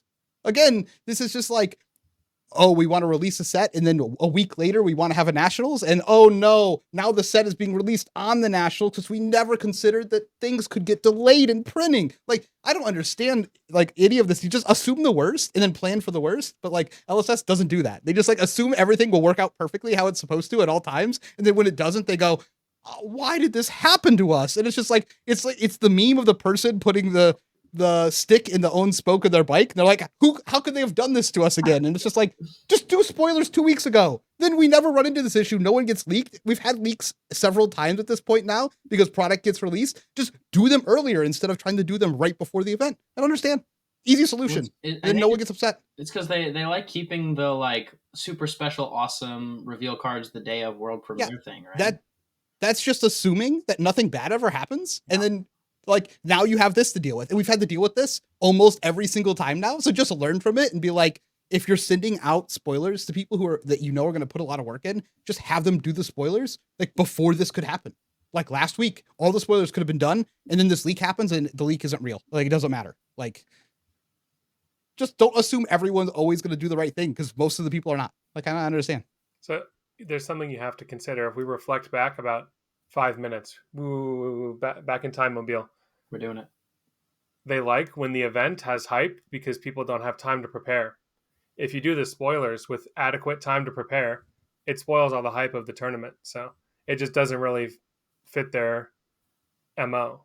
As LSS. Bro, it's super slim. It's super special, awesome set. You got to get all the hype around it. Is this better? Is having like a bunch of like the cards leaked secretly and then being posted everywhere? But is this a better thing for them? Awesome. It's super special, awesome set. But it's not better in the same way that people having to change up their deck 2 weeks before the tournament is not better. Like both things have their drawbacks, but they just clearly at this stage still view that the positives outweigh the negatives. So that's my point. This happening. No one should be mad at the content creators. No one should be mad at the people who are happy about the leaks. And I don't really blame the people who are being shitty to the content creators. All of this is all caused by LSS. When they could make this, none of this happened.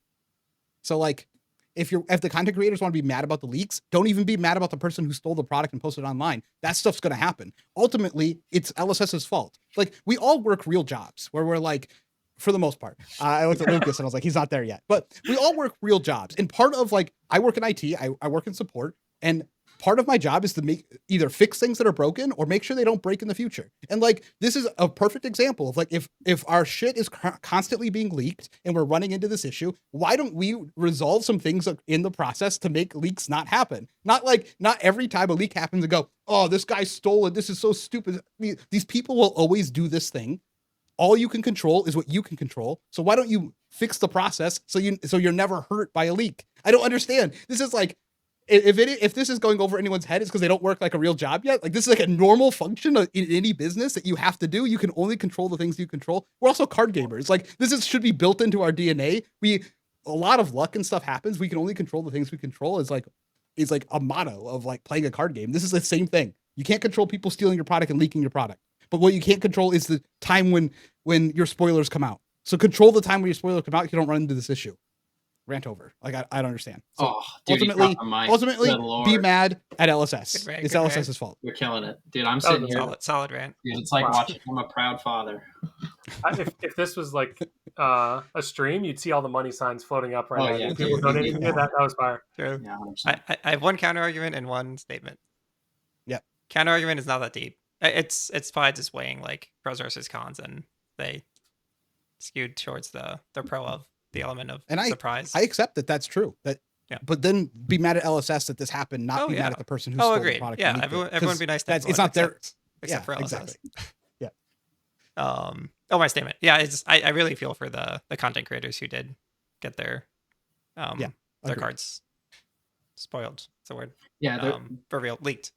Like getting your first spoiler is like a big milestone. Like when we started Runaways, we had in our like yearly goals, like get a spoiler, and it was really cool when we finally got that. So sorry to the people who got like their first one or even there was somebody their first one and didn't get to have the full experience, but you still get to do it.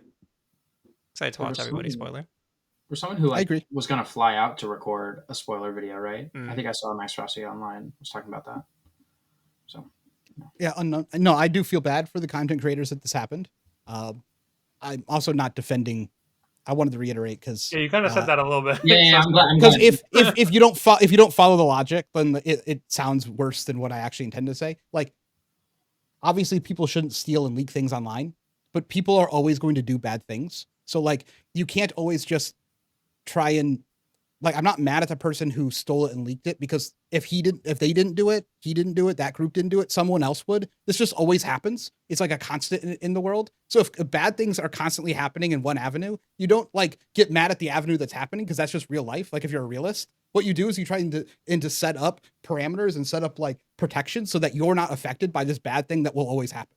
Like, if you're going down and there's a pothole, you just go around the pothole. But like, you're not mad at the pothole for existing, because you are aware that it exists there and it's a thing that you always run into. So you just go around it. This is the thing. People will always steal product and leak it out. So what you do is you protect yourself from that hurting you.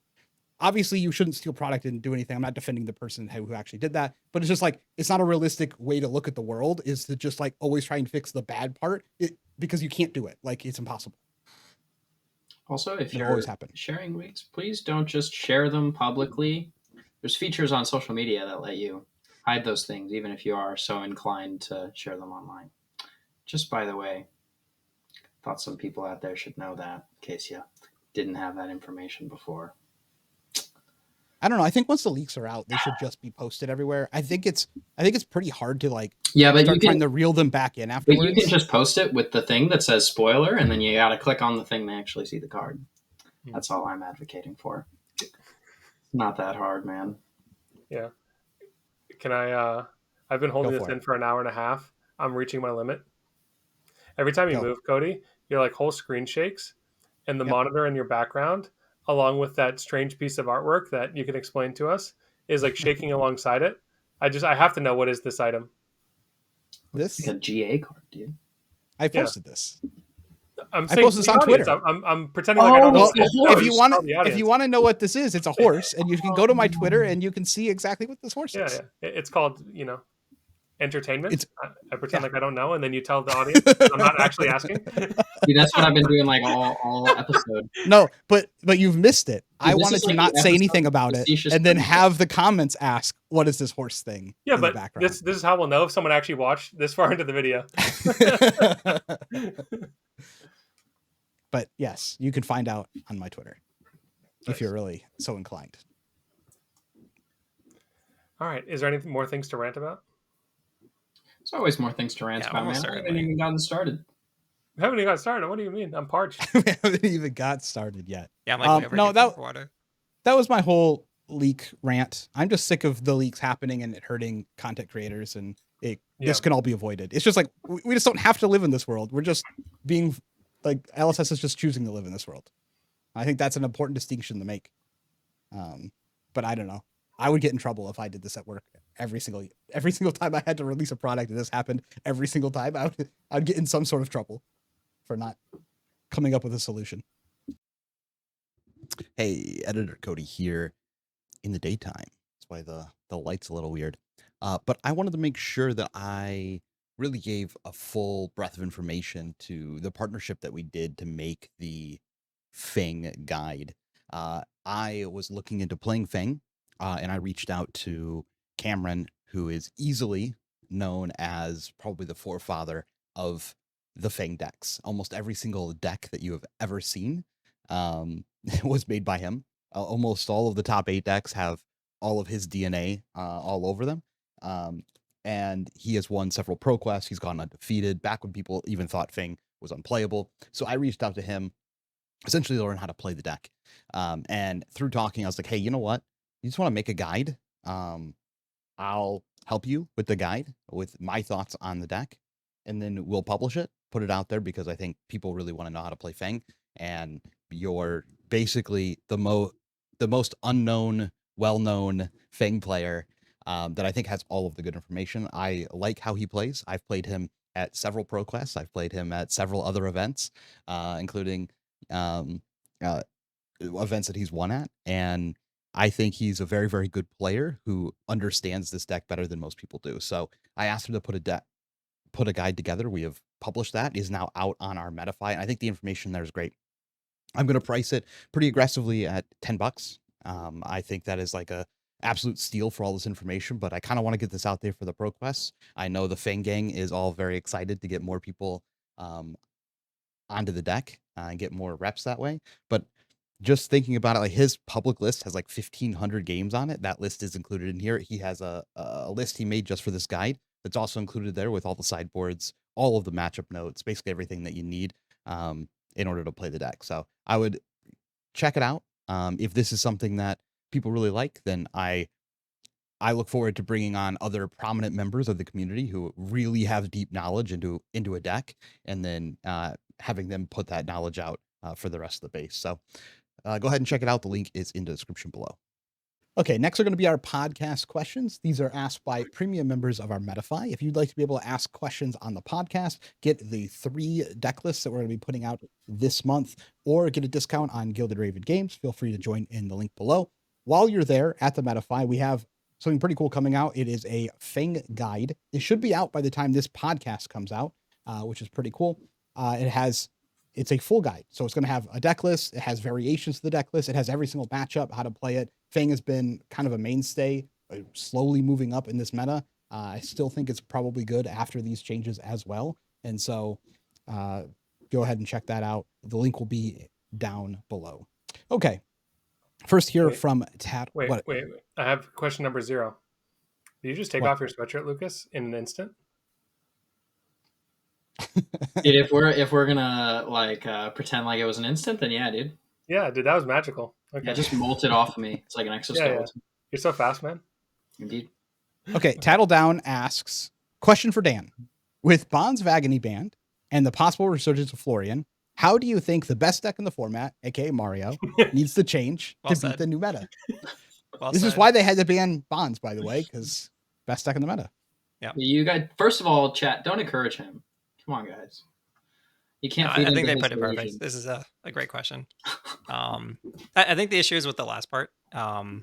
We don't know the meta, so I can't really figure out how to attack it yet. That's why I'm kind of proposing. I think we go back to building towards max consistency, which is the dagger plan. And by the dagger plan, I really just mean going back to playing like 18 blues and not playing 6 or 3 copies of Just a Nick, 3 copies of Take Up the Mantle. Maybe play 1 or 2. But no, I would just focus on doing what we did before. We no longer have to like go all in on the bonds and hope they don't snag us. Yeah, I'm honestly not making too drastic of changes until we see the meta play out. The biggest thing is going to be if Gravy Bones leaves the meta, because right now there's like cards you have to play. You have to be able to. You probably want some amount of cards with go again attacks. Your head jabs. You need some amount of ways to deal 6 if they activate Chum. And all of the dagger pumps do this incredibly inefficiently. So if he goes away, we can go like all in on daggers again, and that'd be kind of sick. So we'll see. But my recommendation is build for consistency over power until the meta says we need the power back, and then I'll give you an update. Sounds good. TCG Ted asks, what set bonus on the next Arcane Knight armor would make it worth running the skull cap and the other 2 parts? Oh, dude, skipping the first part of the question. Come on, man. Let the people know. I think, honestly, if it's in arms, it almost doesn't need text. Yeah, agreed. Yeah. Like the biggest thing that it does is just have the text, because just by existing, it gives you 1 extra Guardwell and 1 extra Spell Void. And so I think you look at it 2 ways. You look at it as either if they print in arms, that's like a justification for playing the Arcanite stuff, or it doesn't have to be in arms. It could be whatever, legs as well. They could also print like a more powerful piece of equipment that like actually makes a lot of people want to play this engine. So I think it could go a few different ways. Like they might just make a kind of medium low impact effect that makes it to where you play it into matchups where like blocking 4 and having like Spell Void 4 like or 3 or whatever it is actually strong. But I think it's probably like a marginal effect is what we'll actually get, because it'll be some sort of sideboard effect. I think what would be cool is if they printed an arms or a legs that let you like remove counters from the other one. I don't know how this would work, but maybe it'd be like a once per game or once, I don't know, so some ability where you could like tap the arms, remove a -1 counter from your head or chest, and like do a damage, like give a +1 or something like this. Basically some way of interacting with the other pieces in a way of like, not necessarily when you have this equipped, you get a buff, but like because you have the other ones, you get to get some special ability. Wait, Guardian needs to spend 2 cards for this effect. You're proposing we just slap it on equipment? Yeah, it would be like a 0 block arms that like you can remove a counter from an Arcanite head or chest once per game to give +1, something like this. So like it ends up being worth like 2 or 3. Mhm. And Guardian can play this card? Yeah, why if they not? give up 3 equipment That's pretty spots. good. I think the problem is that ultimately the like third Arcanite equipment probably has to involve like it can't really be that strong because obviously it's like a generic suite of equipment. So if it becomes like good,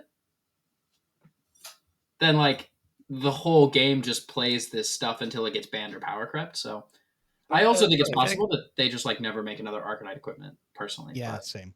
we'll see. Yeah, I think if they do, it'd just be like Blade Break 1, Spellblade 1 or something. Because like once but it becomes playable, it becomes played like like generic legendary level equipment that everyone can play. Like once it passes the threshold of being like better than what the average deck is able to do, it I think becomes like boring for the game because then just everyone just plays it. Come on, man! They give him some arms. You're thinking like 10 years in the future. Well, They that's print, I'm like, just saying like if it actually reaches the threshold of being good, like better than just playing like Cop Tunic Goliath Gauntlet, then I think it reaches But it that doesn't starts. make any sense, dude. Like you're talking about like Cop and Goliath Gauntlet. There's class equipment that's better. Yeah, like classes have equipment that's going to be Yeah, better than generics most of I the don't time disagree. because it has synergy. The whole point of these is that they don't have synergy with the class. They just have synergy with themselves. Mhm. So it's going to be very niche for a deck to actually want to play them because they're stacking like class synergy. I suppose. I think it just depends on how like more of these equipment would get printed. Obviously, I think honestly the answer to the question is there's like a million different ways they could do it. It just depends on what they want the. Yeah, I mean, Ted was just want it asking to for do. cool ideas, man. Yeah. Yeah. You can share a cool idea. I None think of the y'all got boot should anything give you an cool? action point per Arcanite piece equipment. Yeah, maybe it's at the start of the game. It gets counters based on the number of other Arcanites. You can remove a counter to give an Ooh. attack go again. That would be cool. Yeah. That is cool. Busted. Worse than what I Mike, said, but that's Mike at Blackout Party says, no discussion or thinking out loud. Apparently. How many cards contain the word crown in their name? I have been good. I have not peaked. I've also not peeked. I also haven't peeked or thought about it since first seeing it. Wait, we're not supposed to think, right? No, we can think. Just we can't discuss like, oh, this You one can't and think. that one. You can't think out loud. I have my answer. Oh, I thought I we were thi- not supposed to think at all. Okay. How about we all? How do you make someone not think at all? That's not like a. You just Okay. I thought we were supposed to shout the first number that came to our heads. Okay, ready? basically. All of us put up the number on our hands. Then we'll raise our hands at the same So it time. can fit on your hands, you're saying? I don't think it's more than 10. Sorry, I guess that counts as discussion. Okay, Alright, ready? Done. 1, 2, 3.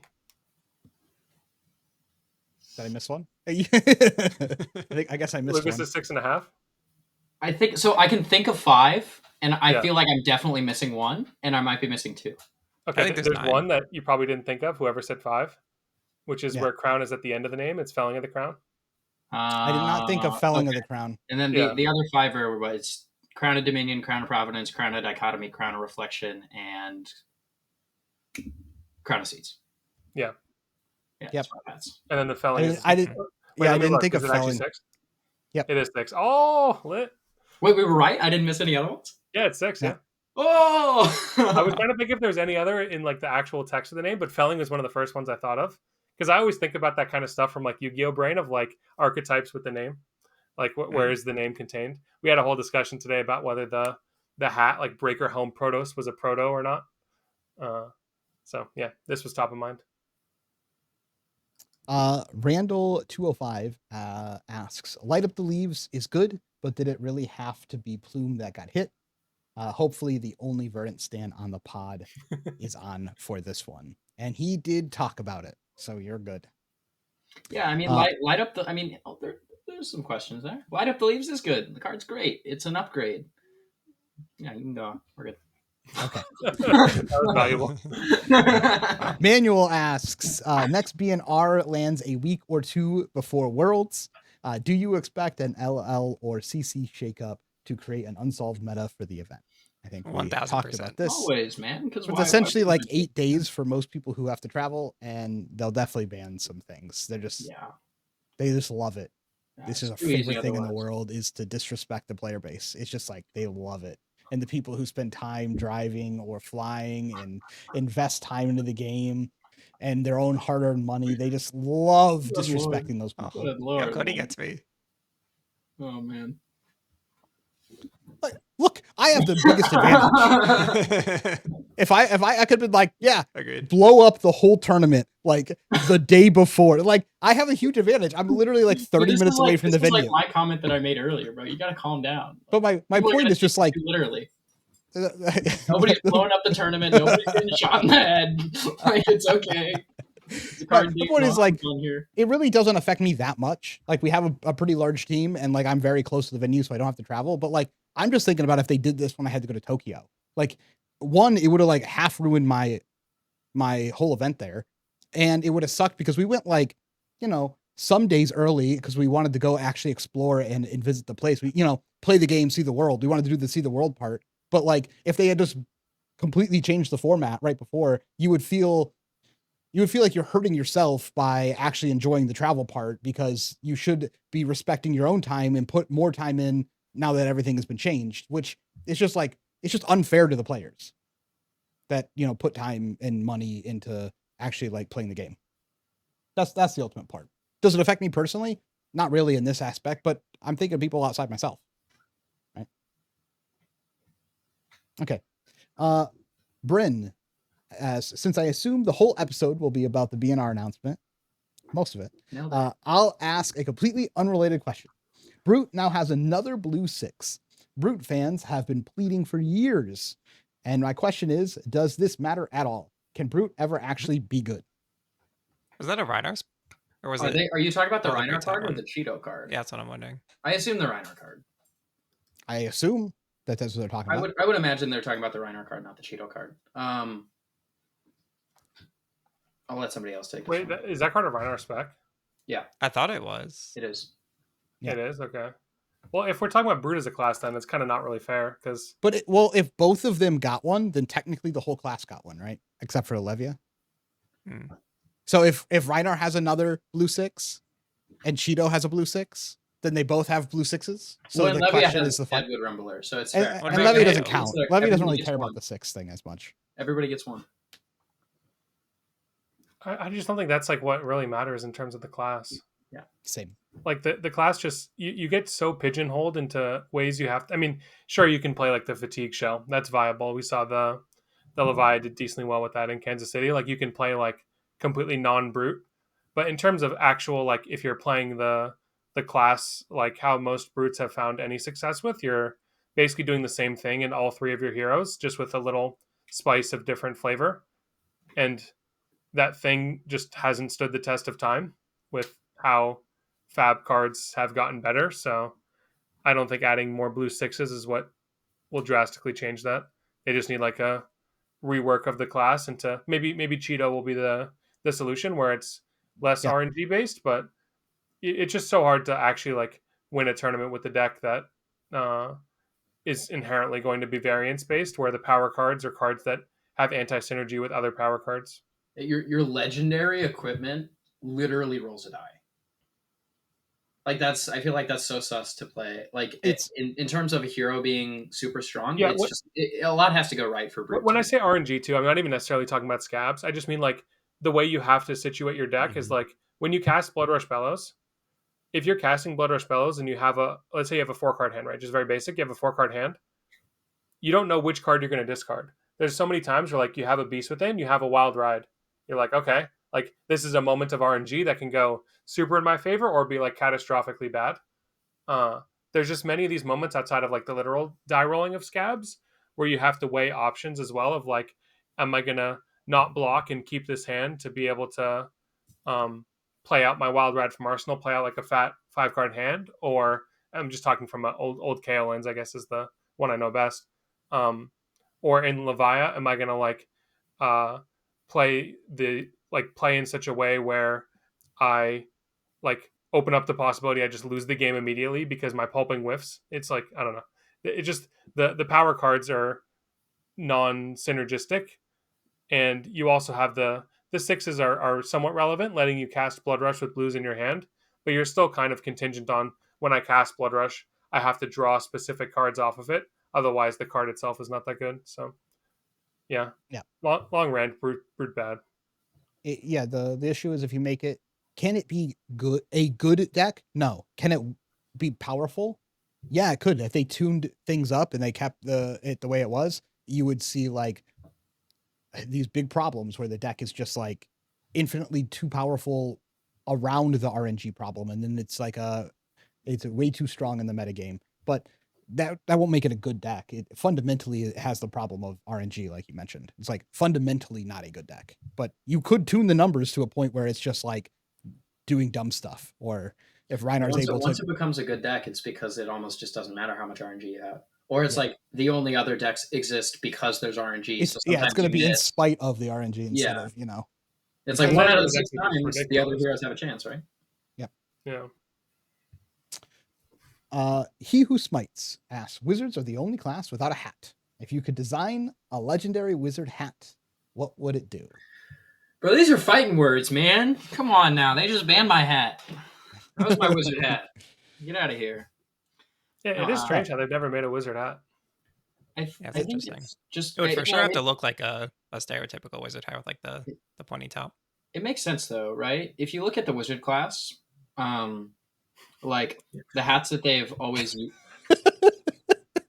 How does it? Are you just calling wizards like bald? I don't know what you mean. Dan's squinty eyes as soon as you said it makes perfect sense, and Dan just goes, "What are you talking about?" Wizards hate hats. If you look at the wizard class, historically, obviously they're more in tune, let's say, with their cards. Their cards, when the synergy lines up and when they get to do the thing, they're very powerful. And historically, in Flesh and Blood, the hat slot, a lot of people have talked about this, where all of the different equipment zones in Flesh and Blood provide different things typically. Like arms give you power, chest gives you resources, boots give you action points, hat gives you card manipulation, or sometimes card draw. And so for Wizard, if they kind of met this model, you look at the hats that Wizard plays historically, it's like Ragamuffin's hat, like Talismanic Lens, like way back in the day, right? Like Plume of Evergrowth. It's these cards that aren't actually very good value, but because your cards are so powerful when the synergies line up, it ends up being to where like even a little bit of card manipulation in your equipment zone, which basically only exists in the hat spot, ends up being extremely powerful for Wizard. So that's probably why Wizard hasn't gotten a hat before, is because if they make like a generically good Wizard hat that's able to help you manipulate cards in some way, it could be potentially problematic with the Wizard kit. That being said, I don't think there's any reason why they couldn't just balance a fine Wizard hat that is fine, but I would guess that's the reason, is like fundamentally they kind of like the idea that Wizards have to like scrap for their heads because their heads are maybe inherently more powerful because card manipulation and card filtering. What if they made a hat? I could see this. First off, it's going to have AB because every Wizard equipment has AB. They have to have Wizard on Wizard combat. And then the effect could just be like Kano text box, but only once per turn. Like once per turn, you like pay 3 mana, banish the top card of your deck, and you can play it as an instant. Oh, I was going to propose the same, except it breaks. That's what I'm saying. Yeah, like once per turn, you pay 3, you break it, and you banish top, and you can play it. Oh. I see. Like literally just it's once per game, Kano. Yeah. That's what I was thinking too. They like some Kano text on cards. True. Wouldn't be you know what? You could make it a legendary and make it have AB too. Spellvoid. I guess the class identity so far is just to have AB. True. Wardo77 says, flavor text challenge. Name the card. Perfect strands of red drawn out by a perfectly angled blade. It's an art form few can appreciate. It's got to be Assassin something, right? That sounds Mystic Assassin to me. Yeah, I got new vibes as well. Maybe not Mystic. Maybe a Zeri. Definitely an Assassin card, surely, right? The first thing I thought of was Cut to the Chase, because I don't know, it's like the blood is like... There's definitely... I feel like there's flavor text, but I want to say it's like small. I feel like Cut to the Chase has like one line of flavor text. but maybe There's I'm. a line, no? You think To there's be a fair, line? I don't I've have never the seen answer. flavor text on a flesh and blood. I'm card. saying like it's Someone like look it up. it's like a long word. I feel like. Yeah, someone look it up. One more time. Perfect strands of red drawn out by a perfectly angled blade. It's an art form few can appreciate. I don't think I've ever looked at flavor text. I was like, I have a stack of cards. Yeah, I don't beside know me, what it and looks none like. of them I have Like flavor text on them. concealed blade, shred. Do either of those have flavor text? They don't have flavor text, surely. I don't know. Maybe not. Okay, here's my assassin deck. I think You gotta cut to look the at chase. I'm is choosing good. Bonds of Agony. I think cut to the chase is a good answer. I think it's probably a reaction. Yeah. It's Bonds Maybe of it's like Agony. stab wound. Is it flavor text that says who says it? Yeah, Arachne Huntsman. If it's Arachne Huntsman, that means Arachne is probably on the art. I'm just like, Maybe like I looking found through. the answer. Wait, it red? you want me to give you some hints? It's, Coercive tendencies. Maybe. what's up? I'm thinking it's an Coercive attack. tendency? No. It's an attack action. It's a card that like saw kind of fringe play at the start of Slippy, but not in current versions. Toxicity. Oh, you said No. attack action. My bad. Attack action, yeah. Funnel web. Unsure. No, No. it's from the older set. From Outsiders? Outsiders. Prowl? Nope, Prowl.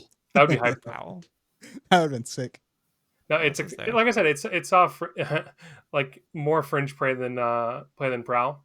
Used to play it in Is it the Missouri. 2-cost guy? No, Oh, isolate. no, Is it hurl? it's the one that's just worse than isolate, but close. Oh, the back No. one. Yeah, backstab. Oh, The backstab. backstab. Yeah. That's the Oh, one. that makes sense because the art is. Oh, Yeah. backstab. Okay. Yeah. Yeah. Hmm. That makes sense. Gotcha. I'm not You convinced got flesh there. and blood cards have flavor text though. Well, because some of them don't. Like most of them actually don't. It's only certain printings of them that do. Like if you have the one from the Hunted, they don't have the flavor text. Yeah, like the only Blazing Aether with flavor text is the foil first ed one. Wait, really? Yeah, I they're have like one of those. they're like super expensive. It's so for that good. reason.